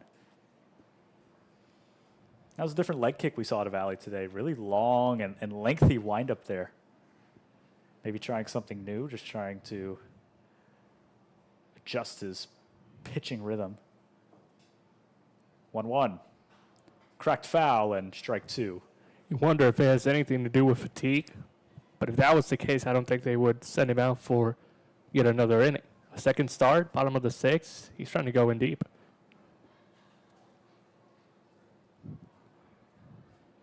Valley, 5 innings pitched. ERA of 180 this game. Next offering is at the head of Spiker, and will make it a 2-2 count. With Pittman on deck. A good power bat if he can get the man on. 2-2 delivery. Breaking ball that's chipped over to Travella, who gets a glove on it. Throw to first. And out number 1. And Travella's, like I said, silky smooth over at shortstop. He made that play look a million times easier than it was. And he's been eager to play that position. Hasn't gotten the chance all summer until today to play shortstop. That's his regular position when he goes back to college. He's gladly taking advantage of the opportunity, showcasing why he can play either second or short consistently. Cooper Pittman, probably the quickest hands in the league here. A lot of bat speed off of Pittman, and hasn't had the most chances to score any runs here. As he swings through his first pitch for a strike with one away. Had nobody on. The way he's been playing, and Matthew Fortin as well at second, I think Coach Chapman might go with that defensive substitution a little bit more often. Next offering misses outside for a ball and evens out the count 1-1. Yeah, you're absolutely right. I mean, Travella has been playing outstandingly at shortstop. And he's definitely found his groove and found his niche position. You know, these middle infield guys, they can play second, they can play third, they can play short, but you really want to find a position that you're locked into so you can kind of work around as a coach and fill in the other gaps.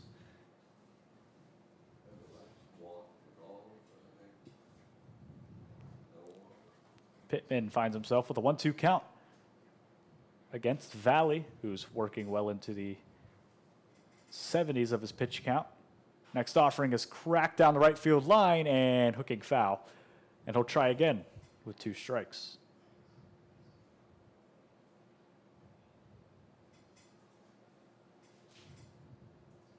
That wind blowing pretty much out of dead center towards the press box. Going to kill those fly balls. Next offering is the check swing in the dirt. Did he go around? They did not. And he'll stay alive for another pitch. Makes the count 2 balls, 2 strikes. And, you know, for Pittman, you're 0 for 1. You're trying to break this game open. You don't want to stay tied for too long. What are you looking at here? What's your mindset going into this at bat? What are you looking to do long term if you get on base? Definitely not that. Yeah, well, he swings through that one and strikes out. So Pittman will walk back to the dugout, and there's 2 away here. Anything but that. You really just want to put a ball in play as much as you can and try and keep it away from the shortstop if possible, because we've seen he can showcase his glove, maybe that middle infield as well, just drive something in the gap, but at least try and make some contact against Valley. But that's easier said than done. He's been phenomenal on the bump. Yeah, Valley is pitching a gem today, to say the least. I mean, to hold this River Rats offense that's been so electric so far this season, and the same goes for, you know, the River Rats, although they've now gone to reliever. Valley's working really deep into a game and really starting to work into some dangerous territory, but he's walking a fine line, and he's walking it very well balanced. 2 away there, and the next offering's in the dirt for a ball. I think one of the keys to success, no free passes, not a single one. When I place my player nominations for tonight, I don't want any argument that it should be Valley. No free passes if that says something.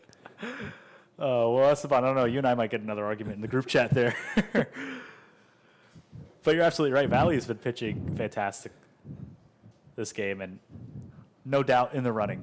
I got your support tonight? I think you might have my support tonight. Good. You have that on the broadcast in writing, Good. whatever you call it, on the record. That's already a win-win then. You have my full support for Valley, pitcher of the game. It's a 1-2 count now for Khalees. 800 batting average, 3 walks, 2 stolen bases, great contact and speed out of Khalees, who pops this one into right center field, and it's going to get down for a base hit. Instead, he makes the diving effort, but it's down. Boy, that was a nice try by Robinson, who's slow to get up, but okay. Look at that elite range out of Robinson there, as Khalees stretches that single into a double. Inches away, Rashad Robinson from but possibly sending Zach Clement to Sports Center for the top 10. Would have been an unbelievable catch by the speedy center fielder. Instead, credit Khalees with the 2-bagger. He trailed maybe half a football field to get to that ball, it seemed like. I mean, that was a long run for the center fielder. Puckett 1 for 1 tonight with a man on second. 2 away here. First pitch misses up high for a ball.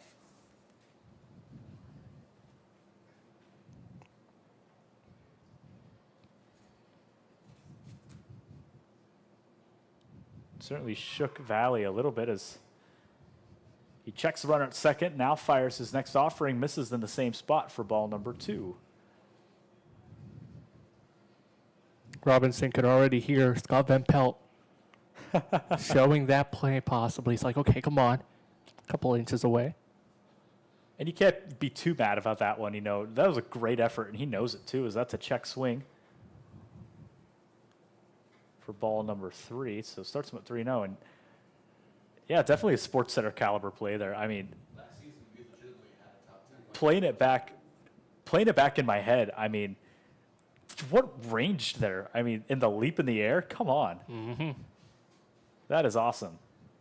3-0 is cracked out to left field, but it'll die in the wind and into the glove of Walburn to retire Puckett and get us into the top of the 7th inning. We are still tied 2-2, 6 hits for Orlando, 5 for Sanford, 1 error apiece. In a dead heat, we're back from Sanford in just a moment.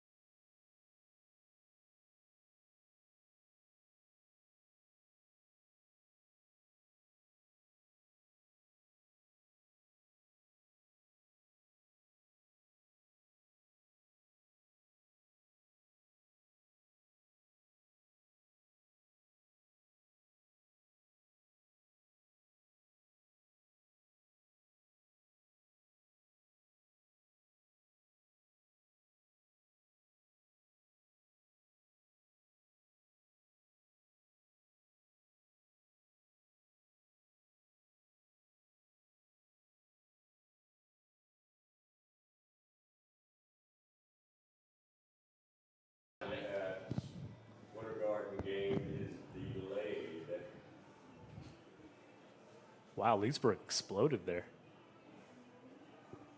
We are back here in Sanford. We were just talking about Leesburg. Leesburg up 10-6 against Winter Park. And, I mean, what we thought was going to be a tale of underdogs has now turned into another win for Leesburg, it seems like, as of now. Oh, Leesburg's up. Leesburg's Oh, up I thought it was 10-6 right Winter now. Park up. No, Winter Oh. Park has 6 runs. They were leading, of course, through 5, and now down 10-6. It's 1-0 Winter Garden, as that pitch is way behind from Perry. The second one that got away from him in this game. So far back, it made its way back to him. Can't dig in on this guy. Gustafsson 0 for 3 so far tonight, and Perry just lost his release point there. Maybe a little bit bad grip there, too. You can't really know if the grass is wet down there, but that plays a factor, too, on the way these balls kind of come out of the pitcher's hand.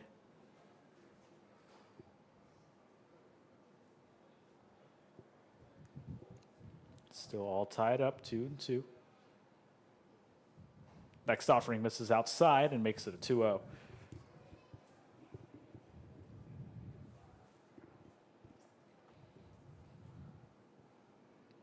Perry's got 10 balls to 10 strikes, so almost dead even as he throws strike number 11. Still trying to work into his kind of feel. It's such a close game, too. You know, you got the pressure of the coaches on you and the pressure of your teammates watching you as you try and come in and save this game and hold the snappers from scoring anything. That's why your mindset is so important, especially in a game like baseball. It's one of the toughest things to handle. How you approach it, your mentality, what you think. 3-1 pitch misses inside and walks Gustafsson. Snappers again have another walked batter to lead things off. I believe that's their third of the night leadoff walk. Second baseman Mario. That brings up Trivella, who, I mean, we've talked about this guy all day. There's no reason to give another introduction. No introduction really needed for Trivella as he checks swings and called strike for the 0-1. Pitcher is the opposite of smooth. He's jerking every direction. Perry checks first. Not a big lead over there. Comes set. Next offering finds his own again for a strike and makes it 0-2 to lead things off. That's a good bounce back immediately by Perry. Walked the first batter he faced in this 7th. He immediately got ahead of Trivella 0-2. That's what he needs to continue doing. Attack that strike zone, dictate the at-bat. Ooh, got a little jumpy over there at first base by Gustafsson, and the ball is high.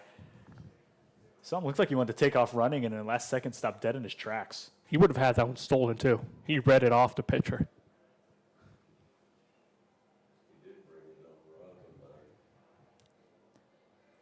Perry in the 1-2 count. Trivella a 37% strikeout rate. Next offering is taken for a strikeout, and he'll punch him out. Perry records his first K and an up and down at bat and brings up Mercado, who certainly had a pretty nice night. I mean, 3 walks. Now check that. This is Julian Mercado, first base.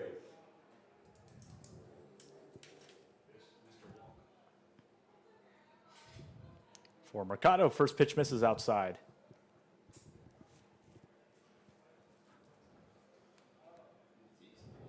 He still have Gustafsson at first.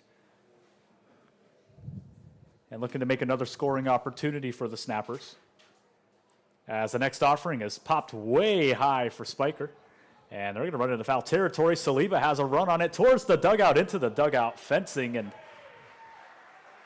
makes the grab, but that was a scary, scary moment for Saliba. Well, credit to him. He saw his bullpen, or his dugout rather, kind of the cushion there, absorbed the contact. Had no issue making the play, and it was a tough one for the backstop. Yeah, we didn't really do him justice with the catch there, I mean, with the call, but running into the dugout pole, that is not a movable object and definitely could have been dangerous for him. If it would have been the opposing dugout, maybe you hear them, hey, keep going, you got room, you know? Come on. Wahlberg settles in now. Still a man stranded at first base, this time with 2 away. First offering from Perry's in the dirt and throws Saliba onto his knees. He has had a very active night back there between having to track down these foul balls that are popped up and diving for these pitches that are thrown away from him. He is really giving it all his effort at catcher against Wahlberg, who's 2 for 3 today. Perry's next offering is popped up again. This time Schaefer has a run on it into foul territory and will drop off the roof of the clubhouse. Hopefully he'll have an easier night tomorrow. Not as big as a backstop at TFA. Yeah, and that plays a big factor too, you know, for these teams. A lot of different fields, a lot of different eras for these fields. This field was built in like the 30s. Way, way, way past these players' times. 30s?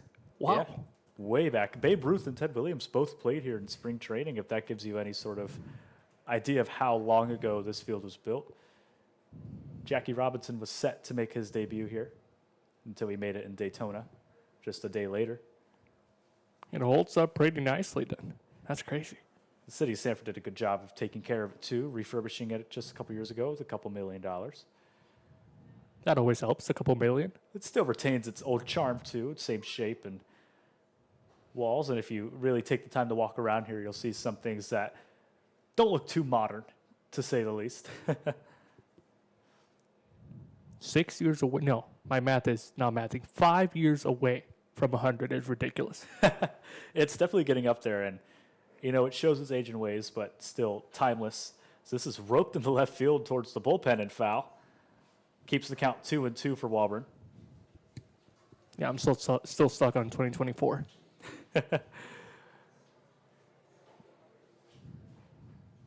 2024 for the Snappers, 12 and 19 that year. So not a great season for them, but they definitely started to rebuild. I mean, this is really one of their better seasons they've had since their conception as a team, as he punches him out and ends the inning before any more damage can be done.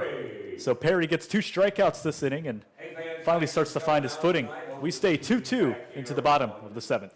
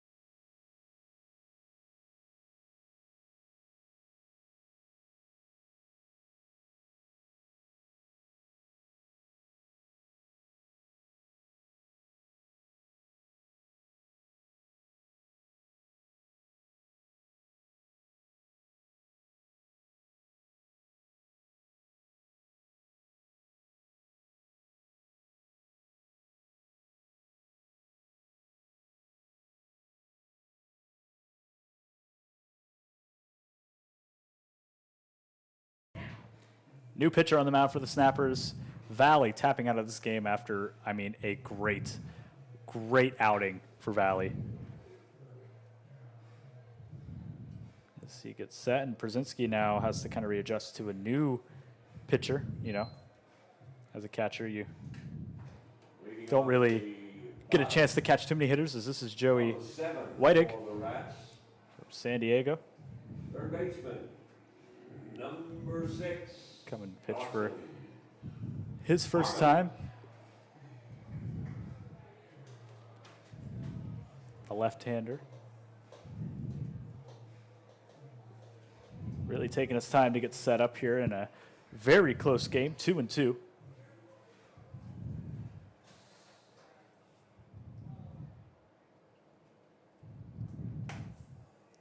Finally comes set, a 9 ERA and only 1 appearance and 1 inning pitch, so really not a lot to go off of for this guy. Someone who back in 2023 was committed to the University of South Carolina, now playing with Northwest and WF. Harmon 2 for 2 at the plate tonight and watches a pitch in the dirt to make it 2-0.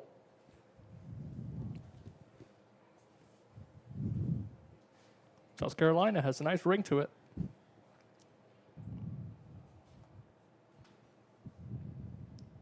Two-0 pitch, swung on and missed, and a big hack from Harmon there.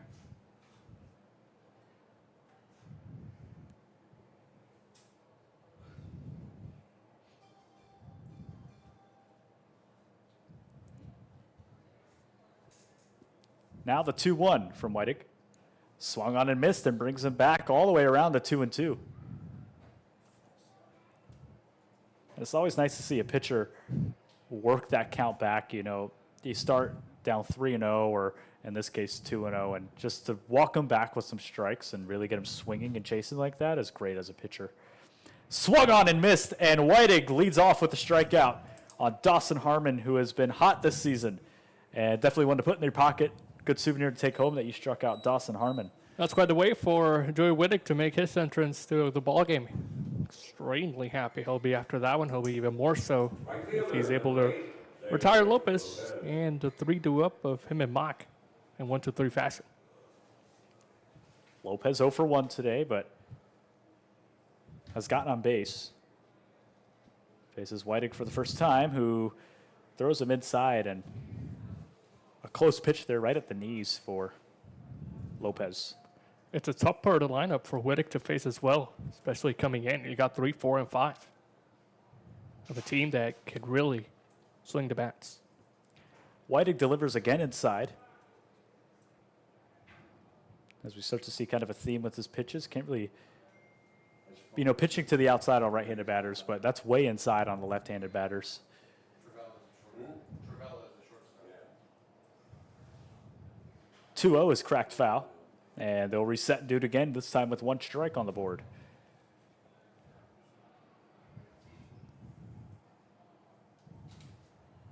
And this game's really kind of hit a stalemate. It seems like once those bats got alive and we scored those couple runs, now it just seems like it's been mainly pitching and defense that's been keeping this game tied up 2-2. This pitch is a little nibbler to the mound. Whiting makes the grab, and he'll throw the tag on himself for out number 2. One unassisted. Brings up Mock.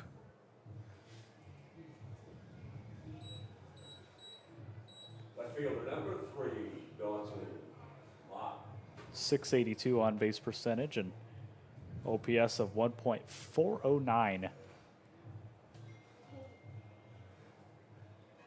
Mock, another left-hander, 2 back-to-back lefties for Whiting to face. Yeah, but we see that thing that already. First offering finds his own first strike, and he leads him off 0-1 Oh my God, I never got it. with 2 away.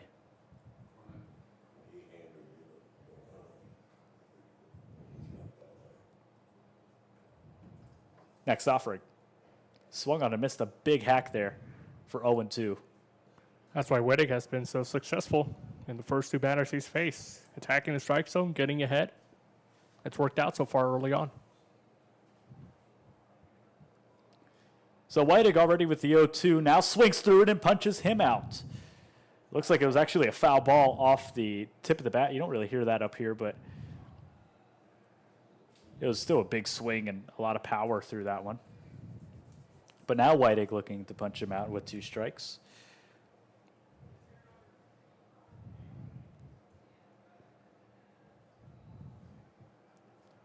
Whiting deals 2 strikes. Misses high and away for ball 1.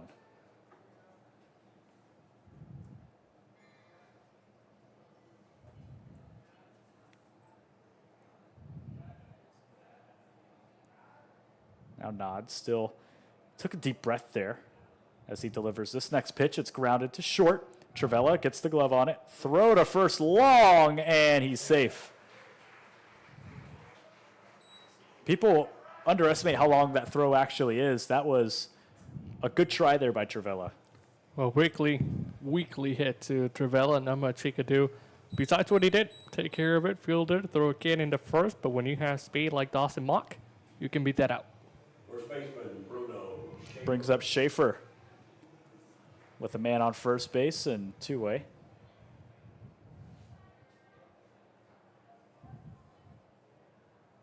And Mock at first has a lot of speed, so you'll see him jump around at first base and take these bigger leads that you won't see out of other players. He's very confident at first.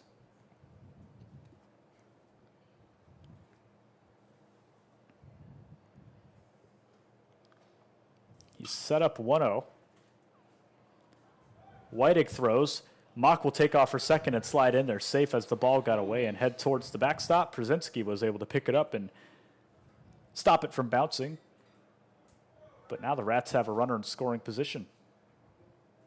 There's the speed again. I don't think there was any chance to get Dawson out at second, even if Przinski was able to come with that one up cleanly.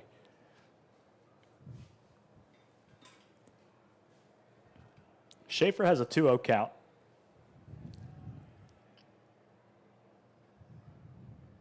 2 RBI, and it's looking to add on to that. Next offering is away for ball number 3, and on the 3-0 count, the runner on second. He might be swinging away here if he gets a pitch he likes.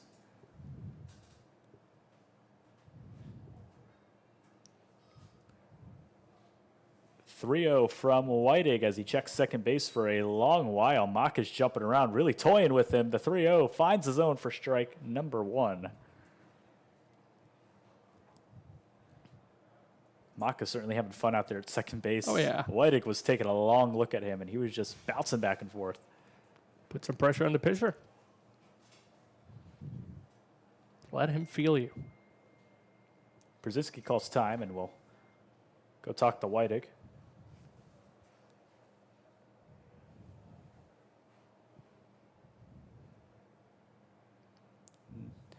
If you're Brzezinski, what are you telling Whiting right now? Trying to attack the strike zone again. You were doing that the first 2 hitters you saw. And a weakly hit to short got you a runner at first, but now you can't afford to put any more out of the strike zone with Schaefer up. 3-1. You need to challenge him.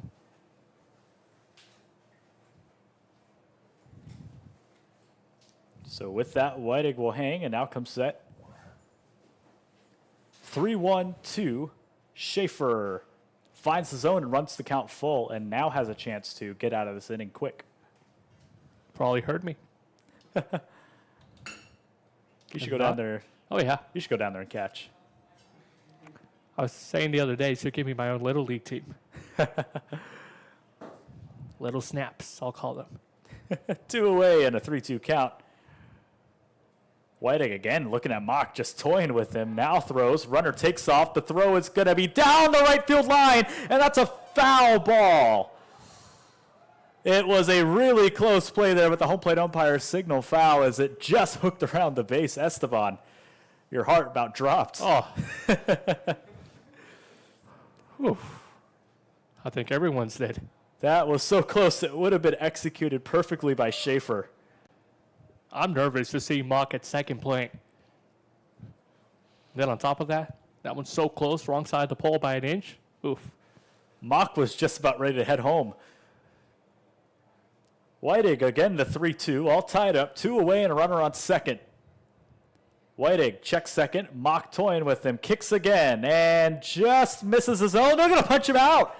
Oh, he took his time on that strikeout call. A little dramatic flair there from the home plate umpire, but able to punch Schaefer out in what was a scary situation for the Snappers. We stay tied, 2-2, heading to the top of the 8th.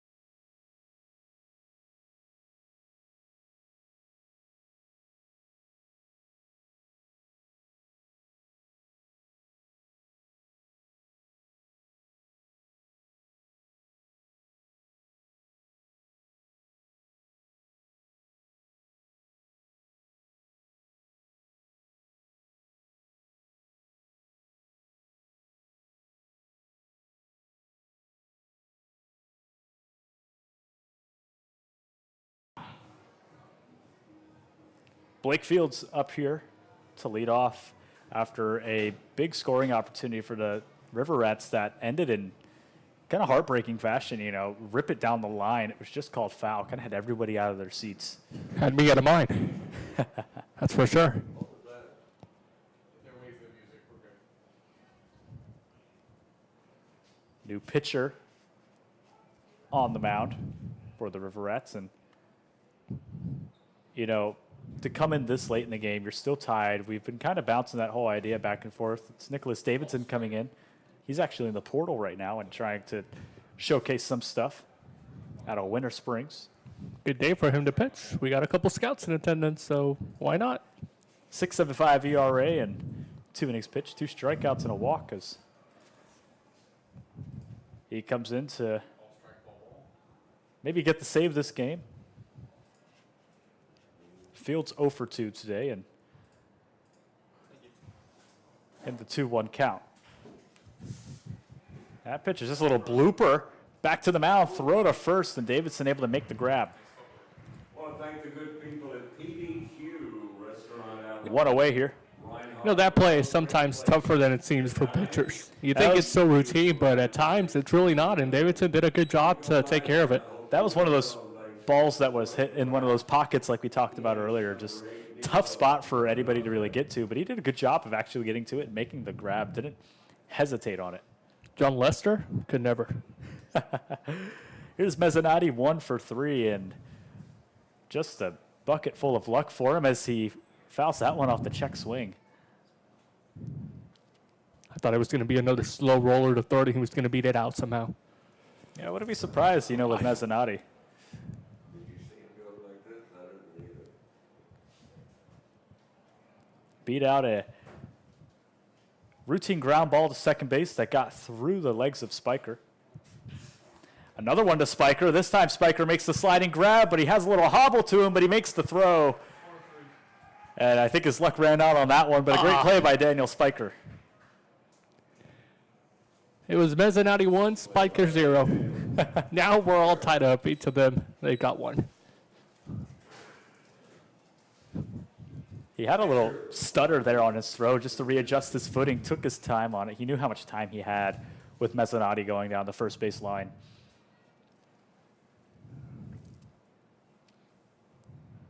Davidson delivers, and the first pitch misses outside for a ball for Pazinski.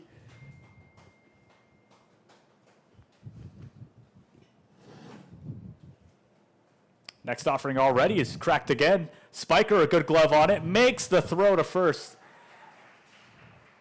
3 up, 3 down for the Snappers, and 2 of those due to Spiker, who has just been defensively incredible.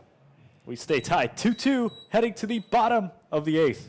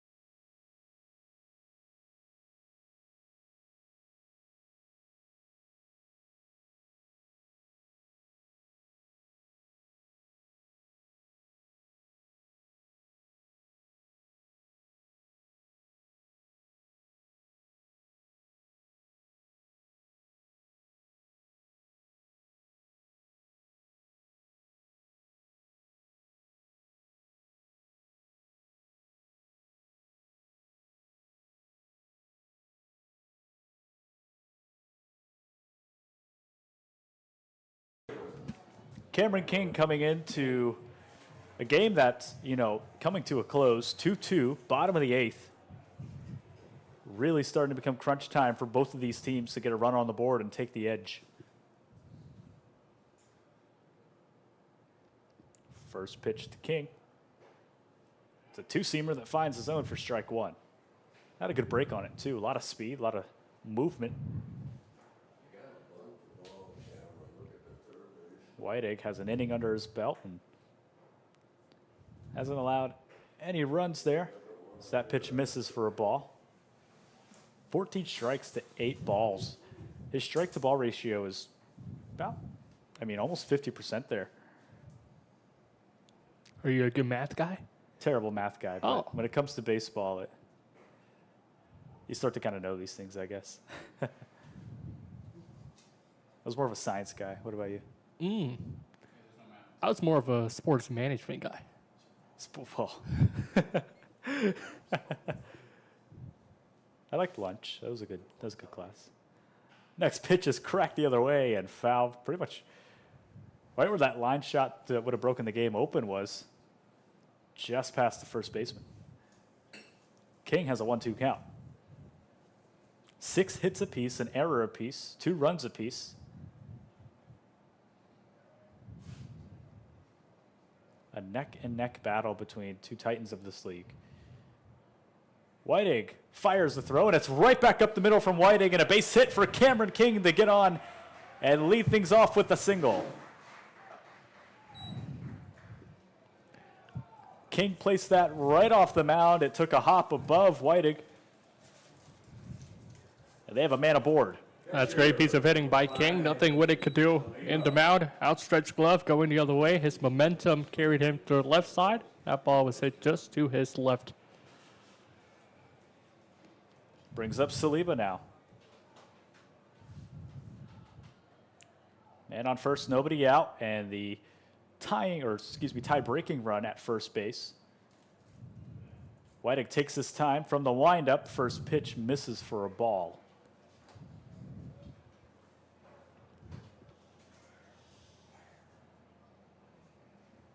King, a lot of speed at first base, looking for an opportunity to steal. We've seen him with his range in the outfield. King leads off from first, and the pitch misses for ball number 2. Mercado's doing a good job at keeping him honest there, too. Really walking with him down the baseline. Just making sure that he doesn't get too jumpy or too confident there. Whiteegg checks first. Now fires the 2-0. Finds his own for his first strike of the at-bat and gets one to connect. And he is so great defensively. Julian Mercado, the first baseman, a kid that just graduated high school. Going to Stetson next year, but on the diamond, he plays like he's been in the college level for a couple of years. Whiteegg throws over. King able to slide in safe.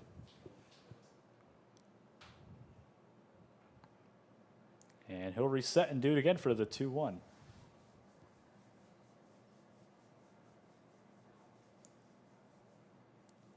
Whiteegg hangs. Still waiting, now delivers. Swung on and missed by Saliba for strike number 2, and that was a good pitch for Saliba to swing at, but also good pitch for Whiteegg to throw. I mean, that was placed perfectly right out of his wheelhouse.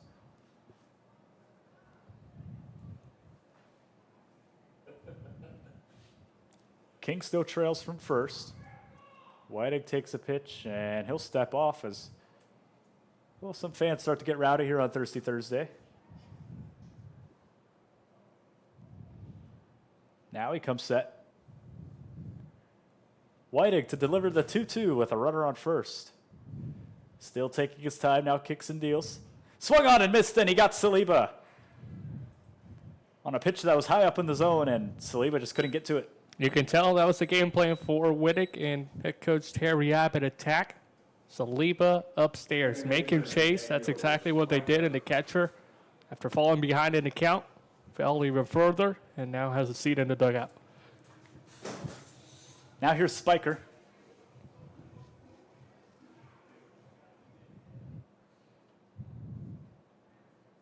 who still looking for a chance to get a runner on, or runner scored, excuse me, as he cracks one the other way and foul. And right back into the dugout, into the Bat Boys' hands. He played it right off the net there. He knows exactly where to be at all times. That's a real Bat Boy right there. 0 for 2 so far tonight, still looking for a hit. Cooper Pittman stands aboard on deck. As more fans start to kind of chant at him. This is the throw down the second. King sliding in, and he's in there safe. Another close bang-bang play on the stolen.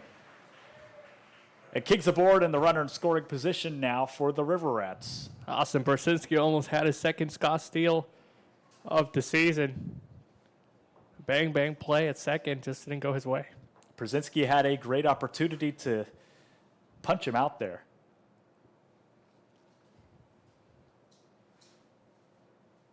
On a 1-1 count from Whitig to Spiker.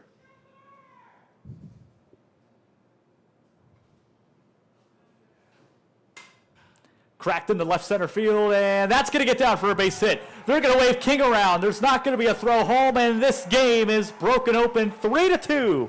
River Rats. RBI, Spiker. It's an RBI single for Spiker. And now Cooper Pittman has a man aboard with only one away. Perfect piece of hitting by Spiker. Took it the other way. Didn't put too much power on it. Did just enough for King to be able to jog home 180 feet. And there's Sanford back on top, 3-2. So a breath of fresh air for Sanford, and now some work cut out for the Snappers. Whitig faces Pittman for the second time. First pitch is swung on and missed up towards the barrel and high and inside for him, but able to fool him and get him swinging. Pittman also 0 for 2 today and due for a hit. Turn it on or off? Off.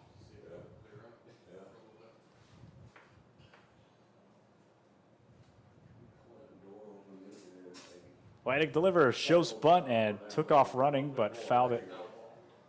And in there for a strike number 2.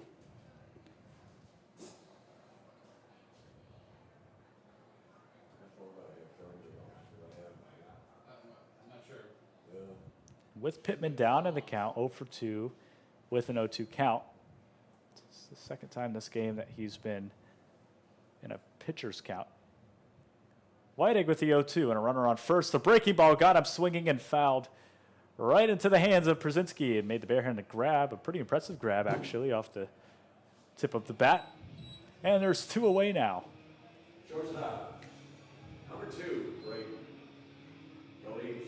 And now here's Khalees.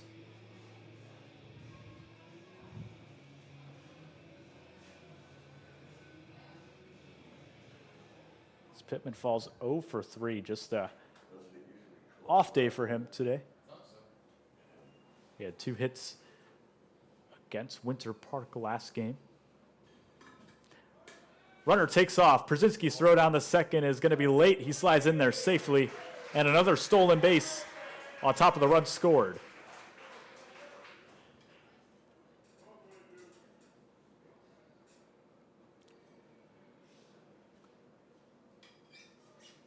And another runner in scoring position for the River Rats.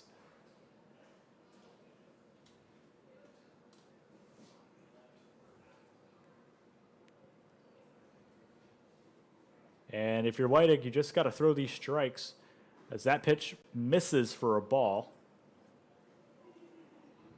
Whitig starting to lose a little bit of his discipline, I think, as the pressure really starts to come on now with the game on the line this late.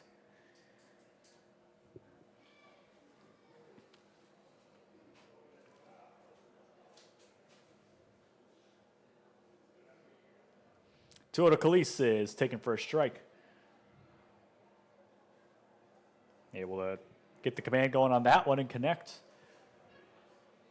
for his first strike of the at-bat.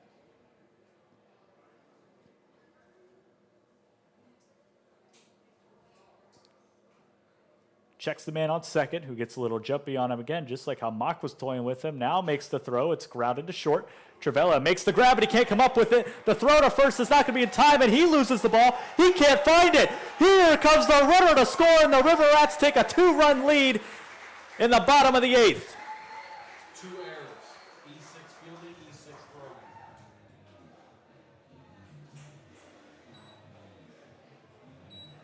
It was a fielding and a throwing error on Travella, who was locked down defense for most of this game. Well, it's a first error all season for the shortstop. We said it, we'll say it again.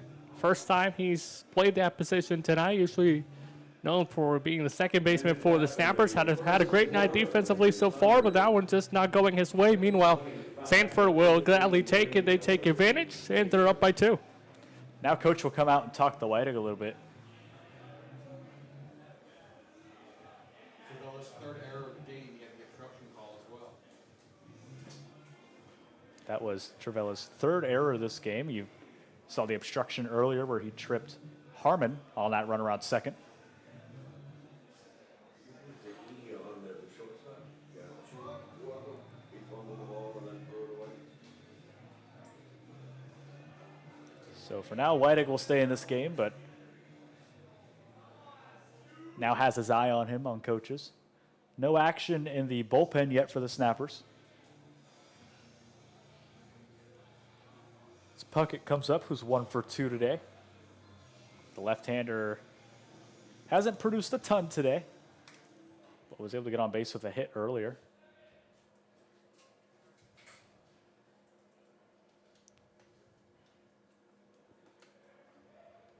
Man aboard on first, and the first pitch is taken for strike 1.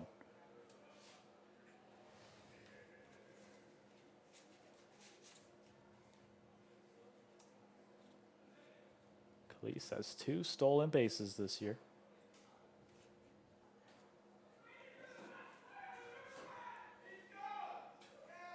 As he looks to take off now, he'll foul it back off of Puckett. And he'll reset and do it again. Story of the game for Sanford, stolen bases. They've really taken advantage. Absolutely right. They have really capitalized on either bad throws from the catcher or just great timing off of the pitcher. That is what's really won this game for them. It's putting these runners in scoring position after getting these singles or these walks.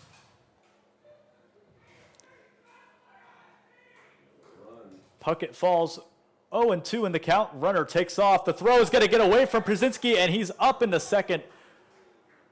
So another runner in scoring position for the River Rats, and another treacherous and dangerous error on the Snappers' defense.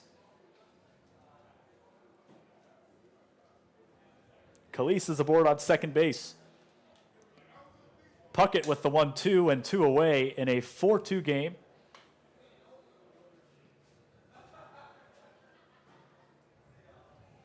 Next offering.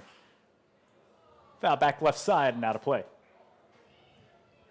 Out towards the parking lot and into the void of darkness out there on Mellonville. May's final batter one way or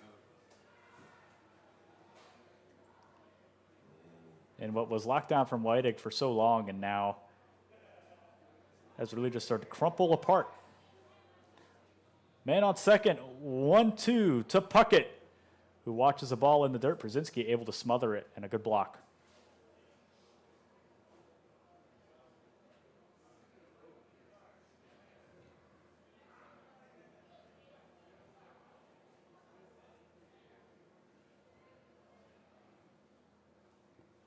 Although Whiting has let off 2 runs, you know, he doesn't seem too shaken up there. He's missing a little bit, but he's not erratic.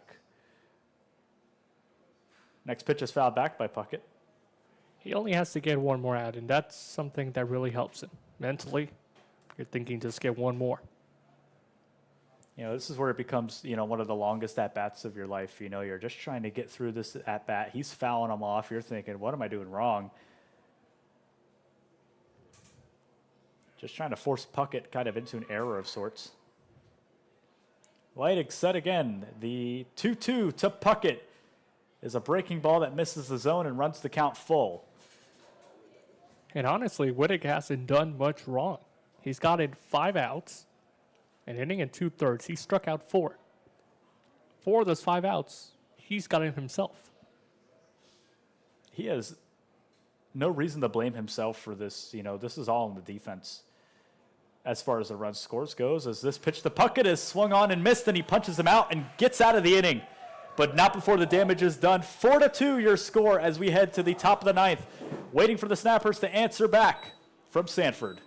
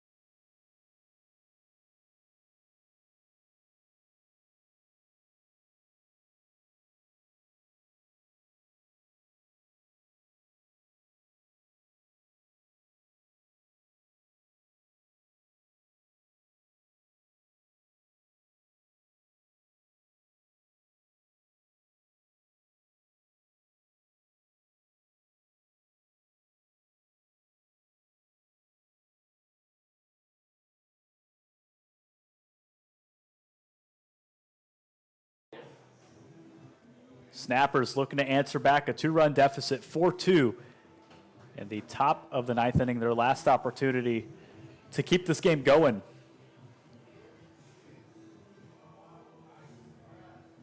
Davidson still on the bump for the River Rats. He'll hope to close out this game if all goes according to plan. That first pitch is fouled back and out of play for Como. 1 for 3 today.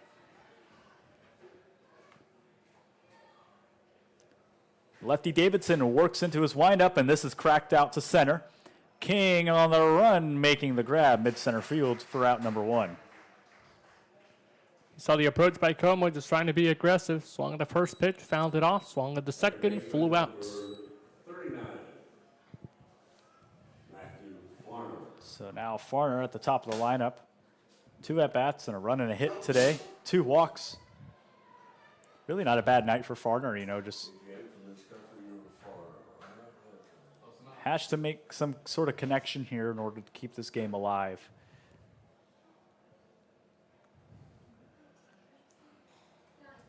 Farner watches his first pitch as a ball. Next offering, misses the zone again for 2-0.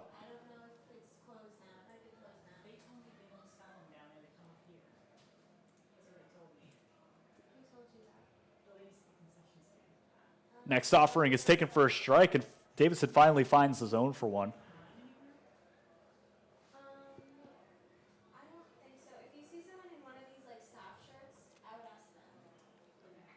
Next offering is cracked into short, and off of Kalisa's glove and into center field. King there to back it up. Took a bad hop and then took another bad hop out of the glove there. Well, nothing the shortstop of Kalise could do about it. It wasn't even his fault. Just got a, like you said, awkward hop over his head into center field and Orlando's showing some fulls. Farner's in with a base hit.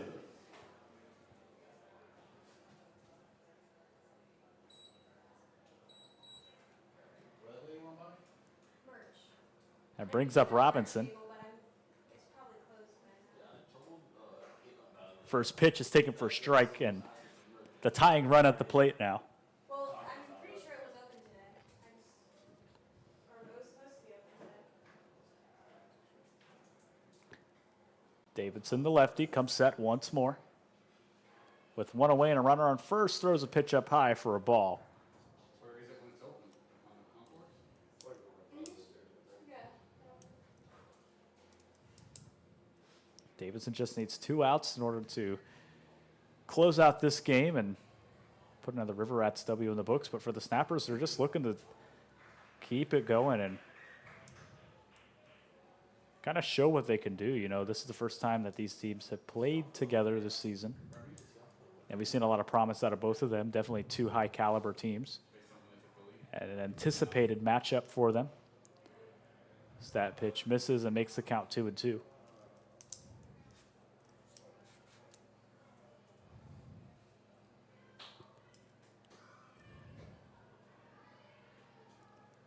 Davidson checks first. Fires his next throw that finds the zone for strike 3, and Robinson knew it right away. 2 away and a last chance for the Snappers. What a pitch by Davidson right at the knees. Robinson was looking for something a bit softer, an off-speed pitch, didn't get it. Walks back to the dugout. Davidson would be the winner. Gustafsson, the last hope for the Snappers. So down to their last out. First pitch crushing out to left field. It's at the track. It's at the wall. This game has flipped upside down. Gustafsson ties it with a 2-run blast.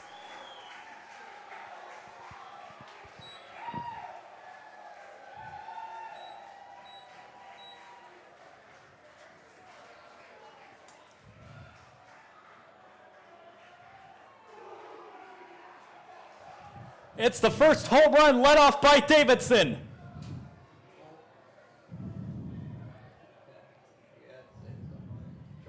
And we are all tied up in Sanford. Esteban, you about leapt out of your seat there. Oh, Hayden. Great to have you back in Orlando. What a bomb. First of the year for the catcher.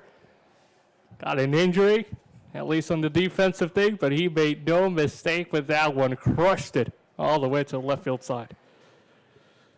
Now they have to get the pitcher warmed up. Davidson now with the 1-0. And a great drive by Gustafsson. What a time for his first bomb as well. Yeah.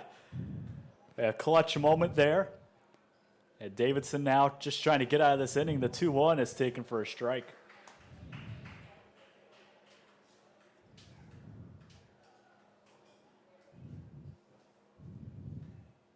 Davidson now with the 2-2, just trying to get out of it.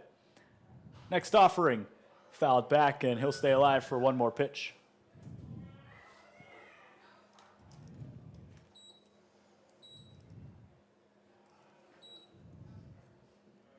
And you know Davidson's out there beating himself up on the mound. How did I let that happen? As that pitch is cracked into right field and will get caught by Daniel Spiker to save what could have been another base hit. We are tied up going to the bottom of the 9th. Stay tuned, folks. Stay in your seats. It's about to get fun here at Sanford. 4-4 your score. The bottom of the 9th coming right up.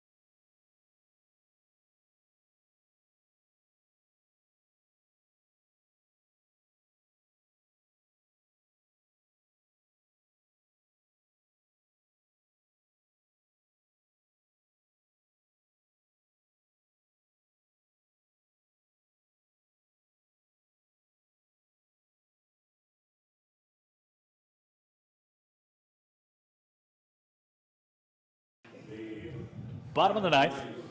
4-4 game, and what would have been, or what seemed to have been anyways, an easy close for Davidson now completely flipped the script on him.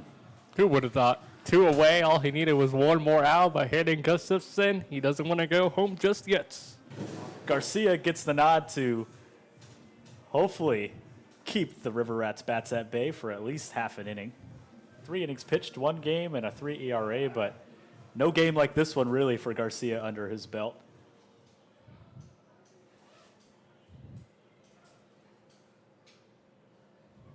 And it is dead silent in Sanford. First pitch is a breaking ball that gets away and maybe shakes out some nerves for him. I think through 8 warm-up pitches, I don't think any of them strikes.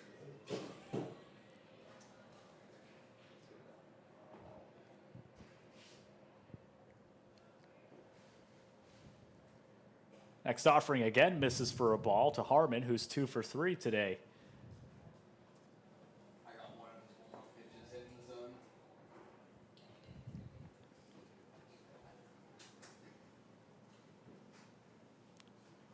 2-0 finally finds his own for strike number 1. And for Garcia, you know, we've been talking about these relievers get put in some pretty tough spots, but this is probably the toughest spot of them all here. And the fact that he wasn't even warming up when that home run was hit, he had to run over to the bullpen and get loose. They had no one up there. Maybe threw 4 pitches in the bullpen and then another 8 for warm-up. With the 3-1 count to Harmon, who swings and I believe he tipped it off his bat there. Yeah, so it will be strike number 2. It also caught the glove of Przinski. Xavier Lopez and Dawson Mock are due up, and Bruno Schaefer if we get there. That's another thing. Look at the battery due up. Even tougher for Garcia. Garcia in the 3-2. You fall asleep out there? What happened? Garcia's payoff to Harmon is swung on and out to center field, trailing back to the track, at the wall. It's caught. It's a beautiful catch by Robinson to save what could have been a ginormous base hit or worse. One away here in Sanford. On the wrong part of that park. He's got speed. Rashad Robinson, he showcased him on the base pass. He does so one more time, this time at center. What a grab. 385 out to center field, and that ball was probably hit 380. So close, yet so far for Harmon, as the first pitch to Lopez is taken way high and inside for ball number 1.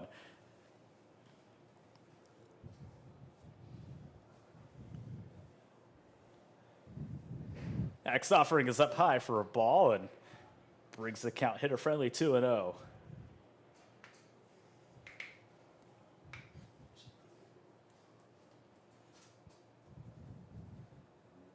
Next pitch nails him, and the winning run is on first for Mock.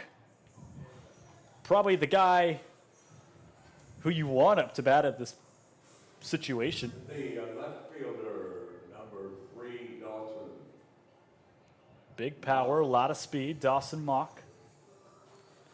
As the coach comes out to talk to Garcia along with Przinski in the infield. Well, and the message from assistant coach David Burt, pretty simple. He knows Mock very well. Dawson played for him last year in Orlando. He knows his strength, weaknesses, where to attack him. That's what he's telling Garcia right now. As simple as that. One away for the River Rats. Winning run on first base. And a fairy tale ending in the hands of Mock. A game that's been really back and forth all day. All day, it's just been hit after hit, strikeout after strikeout, great play after great play, but it really all comes down to this, and it's not going to matter depending on what the outcome is, depending on who you are. Well, again, the scoreboard right now. Snaps got 1, Rats 1. Then the Rats got 1, Snaps got 1. Then 2, then 2. As simple as that.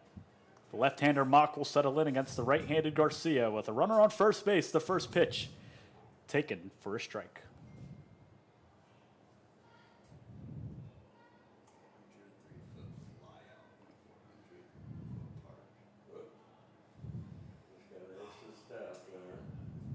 Garcia kicks and fires. Next pitch in the dirt and at the feet of Mock. Almost got away from him. Got a little lucky off that bounce there for Brzezinski. Didn't want to move the runner to second base.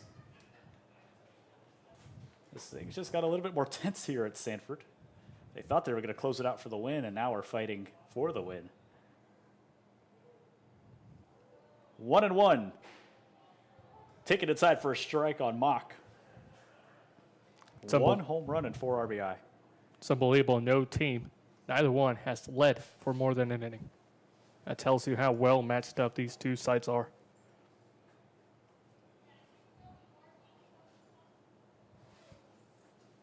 One, 2 is inside again for Mock and evens it out 2-2.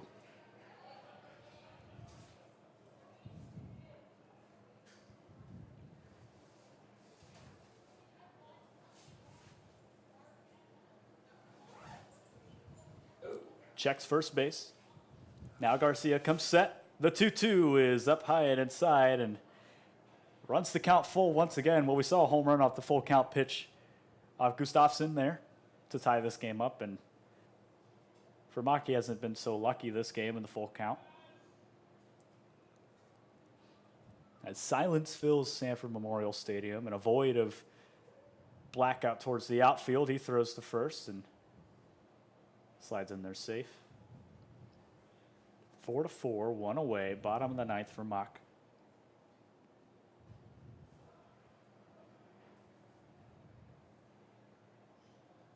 Lopez trails off from first. Full count to Mock is swung on and missed, and he gets one. Mock unhappy with that one. There's 2 away for Bruno Schaefer. You could tell Dawson wanted that one. It means something more when you play against your old team.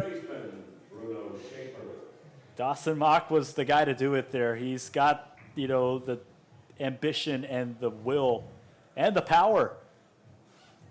Just didn't have it there. Bruno Schaefer, who was the hero in the game against Winter Park last time, watches his first pitch in the dirt for ball 1.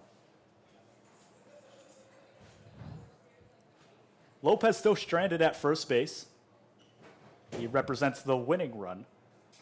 8 hits apiece for both of these absolute giants. Next offering is swung on and missed and out towards the backstop, but it's fouled off in a dead ball. He'll toss that one away.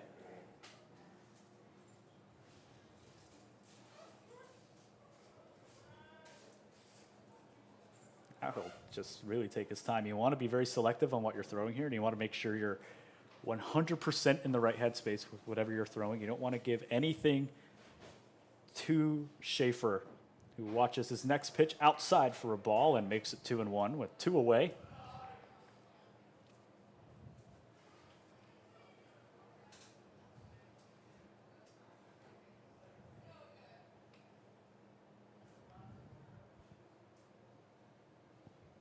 Two 2-1 from Garcia. Take it up high and makes it 3-1. So a hitter's count here for Schaefer.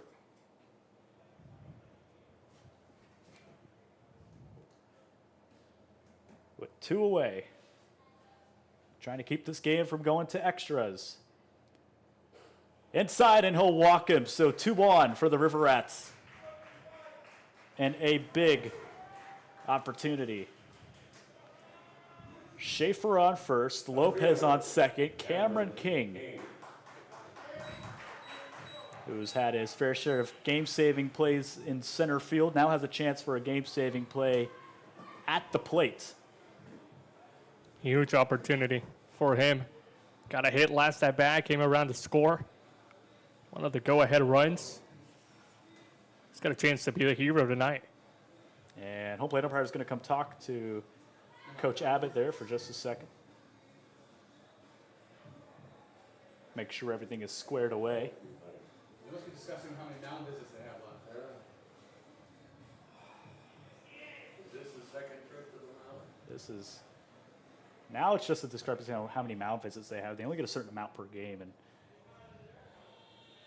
they're just trying to make sure that everything was being done to the book. As now he's getting into it with the umpires just a little bit, just trying to figure it out. We hope you stay tuned and take a look at our social media pages for the Zaxby's post-game interview of the night. You can find us at Fcsl Rats on Twitter, Instagram, Facebook, and now TikTok, I just learned. Ooh, TikTok. I love Yeah, TikTok. We're expanding now. Yeah, and I'm a fan.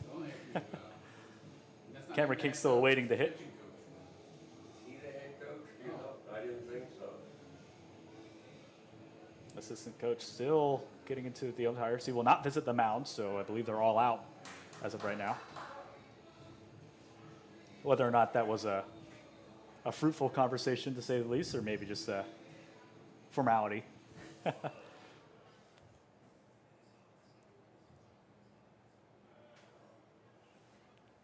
First pitch to King is in the dirt. The winning run at second base. King with the bat in his hands and looks at the first pitch, low and away for a ball. Next offering, the King is again low and away for ball 2 and makes it a 2-0 count for King.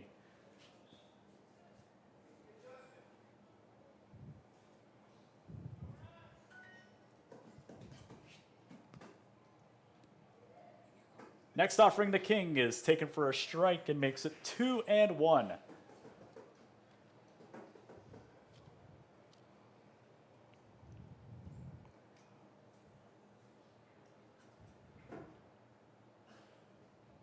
Two-one pitch to King, misses outside for 3-1. Garcia is struggling out there just to get one out.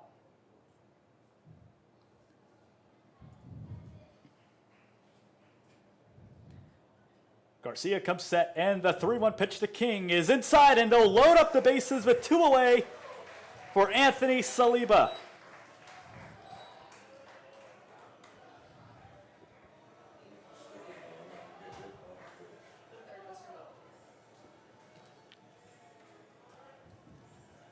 Pitcher, Anthony Saliba. 2 away, tie game, 4-4.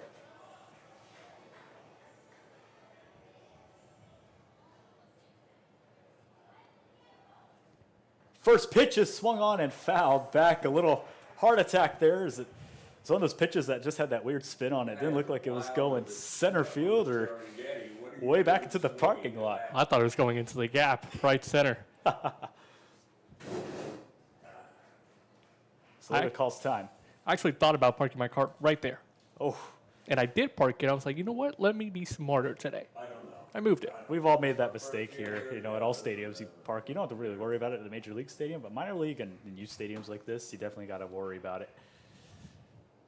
Bases loaded for Saliba. Bottom of the ninth, 2 away, and the next pitch misses up high for ball 1. It makes the count 1-1. I mean, these are backyard wiffle ball moments here. You know, you always put yourself in that scenario. Bottom of the ninth, 3-2 count, whatever it is, as the next pitch is to Saliba, swung on and missed, and they are down to their last strike for this inning. Trying to hold it from going to extras. Of course, you have pitchers on standby. Davidson's only worked 2 innings.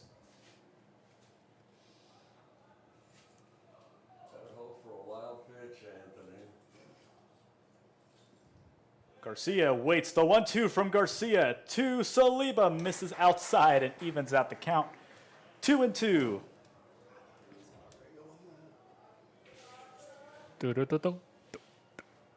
I can hear it in my head.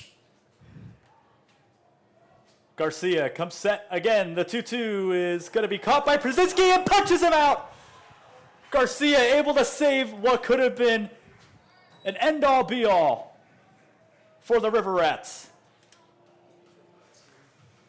Well, Tyler We got stay his. tied up 4-4. We're back in a moment from Sanford.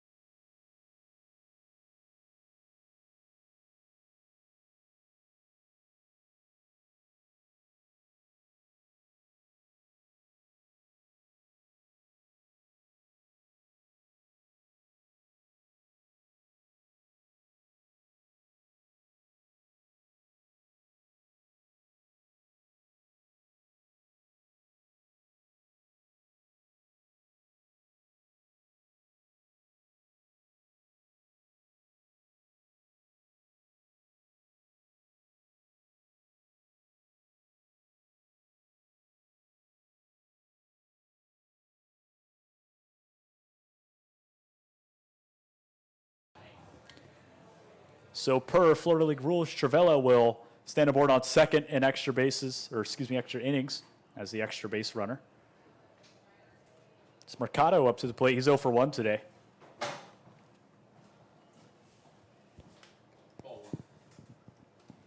First pitch in there for a ball. Next offering is going to be a check swing. Misses the zone again for ball 2.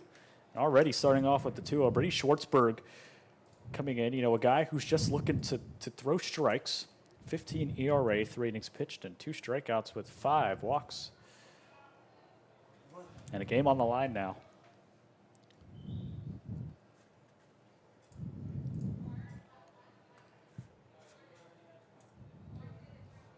Checks the runner at second, now fires home. Foul back and out of play. Very surprised he got the green light at 3-0. In a game like this, I mean, Yep. Got to take what you can get, really try and capitalize on these moments to get runs. You're only getting further down the batting order. Next offering is cracked down the first base line and back towards the River Rats dugout. You can tell he doesn't want ball or walk number 4. Yeah, he has, been struggling at the plate today as the next pitch is swung on and missed. First strike number 3. Schwartzberg able to strike him out. Never again. Which is like, okay, Rat Nation. And now Walburn comes up with 1 away and a You- runner on second. Huge game for Schwartzberg. Fell behind the count 3-0. Was able to work back on Mercado. That's a huge first out. Sidearm delivery in there for a strike and a good breaking ball to start Walburn off.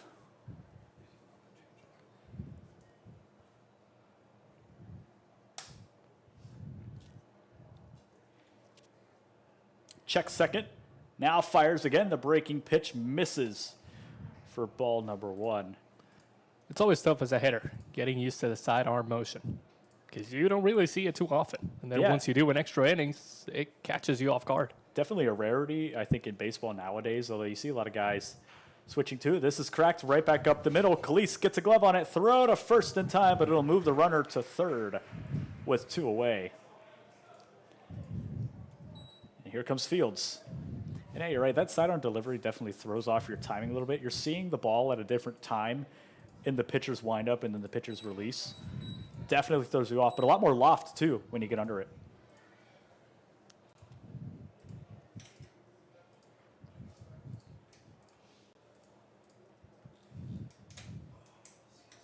Fields looking to score. The first pitch is taken for strike 1. A good first pitch to take just to kind of set the tone, You're not going to see this guy after a couple more innings, so you think at least. Just try and get as much of a read as he can. This is cracked to third and past the third baseman. The Snappers score another. It is 5-4. Well, Harmon didn't really get a chance to get a glove on that. That was a line shot right past him in the left field. Perfectly done by Fields. Another high school graduate coming off a state championship with TFA 2 weeks ago. Now taking his power, his presence into Orlando in clutch RBI and extras. First pitch gets away from him, and that'll move him to second. Fields is aboard on second with 2 away. With Mezzanotte up to the plate.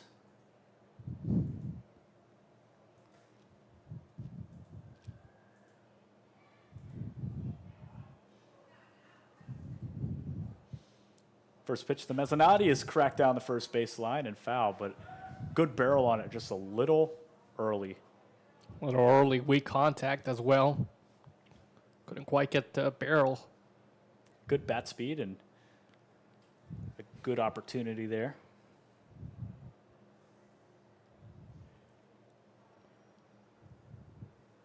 1-1 from Schwartzberg. Just misses the zone for ball number 2.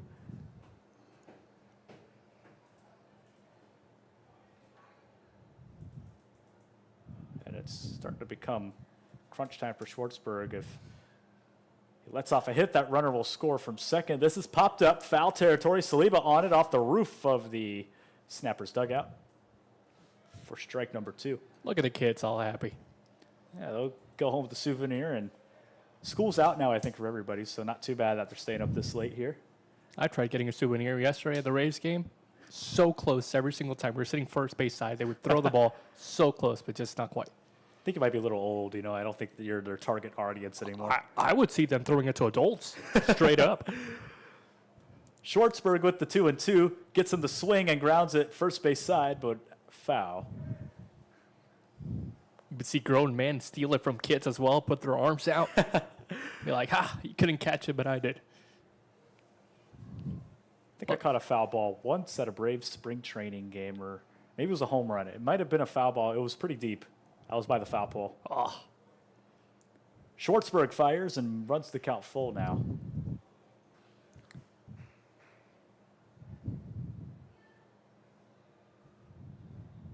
Still to this day, have yet to see a Major League Grand Slam in person, though. I've seen 2-run homers, and this is cracked the first base side. He can't get a glove on it. It's right past Schaefer. They're going to wave him around the home, and it is another hit for the Snappers. 6-4, and this game, once again, has been flipped upside down. When Nicola Mezzanotte steps up to the plate, great things for Orlando happen. What a guy. Clutch moment again. This time it's him coming through. Runner at second field, able to jog his way home, and it's 2, the lead for Orlando. Runner on first, then a 2-run ball game with 2 away. First pitch to from Schwartzberg is outside to Przinski.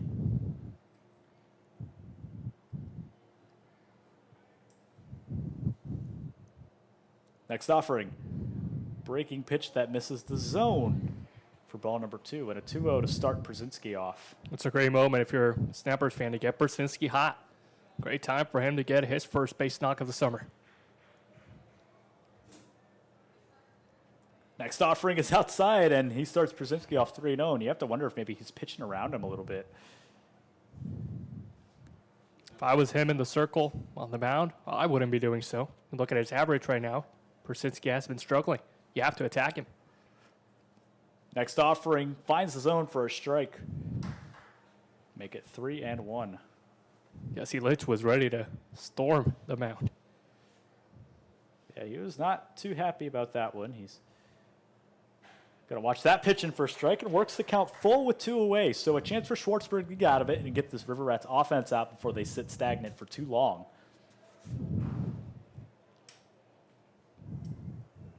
2 away, 3-2.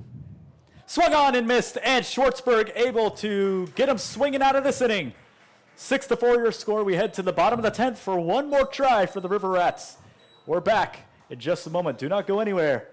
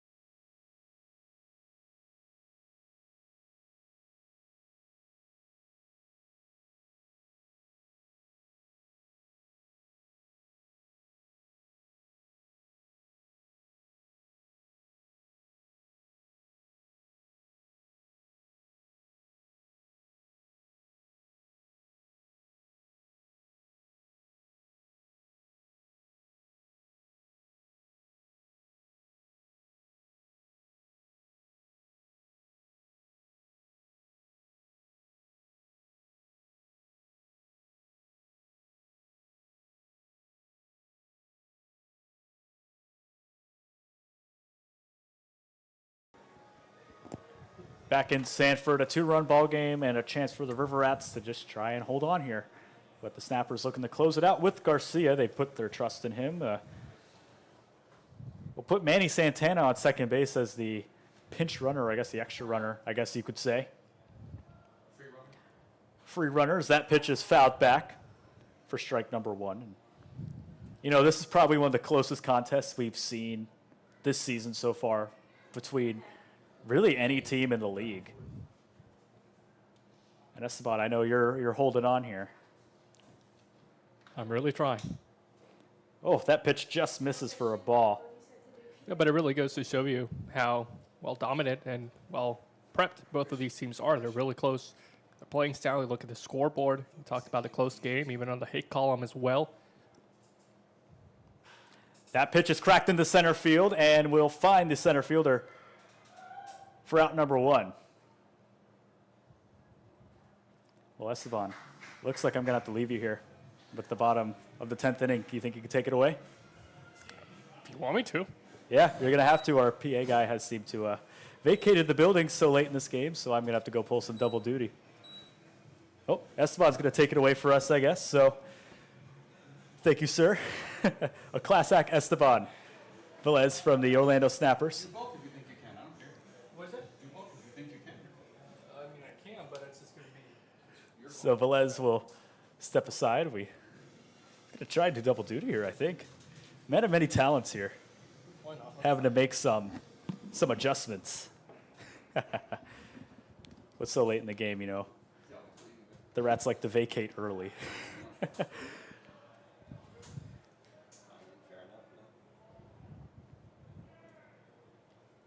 Pitch misses for a strike. A ball, excuse me. Next offering is in the dirt for a ball.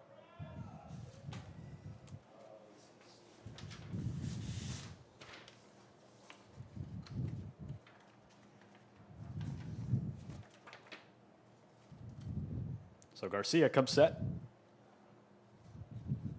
And again, the 1-1 is in the dirt. We saw Tyler last inning. He worked himself into trouble, worked himself out of trouble as well. Wasn't really able to locate his pitches to begin with. So Calise settles in on deck. You got Santana at second. It's the courtesy runner and the free runner. With 1 away, that pitch is taken for a ball, and that was a pretty close pitch for Garcia. He would have loved to got in the call, that's for sure.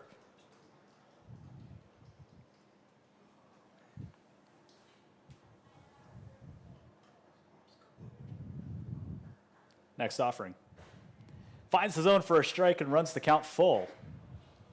Garcia working with the 3-2.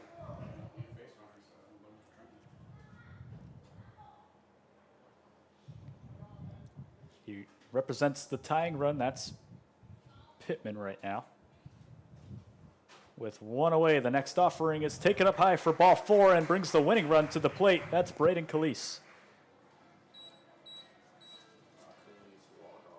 Up for the River Rats, number 2, Braden Calise.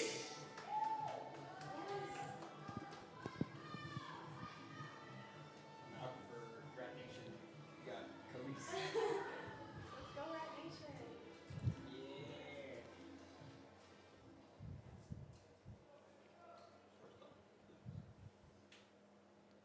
Next offering is taken upstairs for a ball.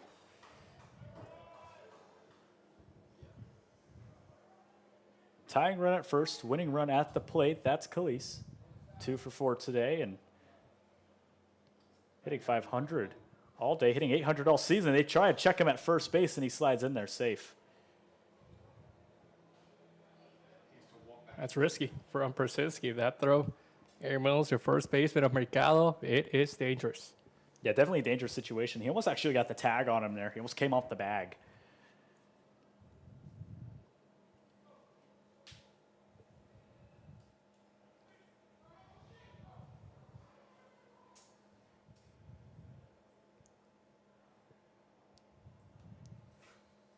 One with 1 away. Finds the zone for a strike and makes it 1-2. Khalees down to his last strike in this game.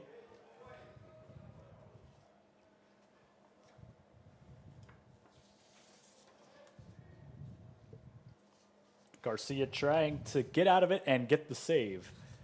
Check second, now fires home. It's swung on and out to right field. It's going to get down for a base hit. They wave Santana around and makes it a one-run ball game. Runners on the corners, 6-5.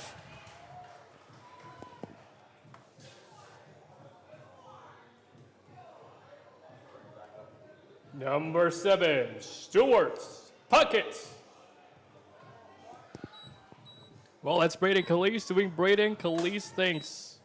Well placed into the opposite field. Got the run home, and this game continued to get even better. And now Puckett with a big opportunity here. 1 for 3 today. Not a lot of action for him. Runners on the corners. A tying run at third. He swings through that first one and misses, and really had him off balance there. You can tell he was just trying to be aggressive. Not trying to wait on any pitches. He wants to send us all home. Puckett, the next offering is swung on right past the first baseman. That's a fair ball. They're going to tie this ball game and put the winning run at third. They're going to wave him around. Here's the throw home. It's going to be a play at the plate. Do you believe in miracles? They've come all the way back. The River Rats win it in walk-off fashion in extra innings. That's the winner for the River Rats. Stewart Puckett.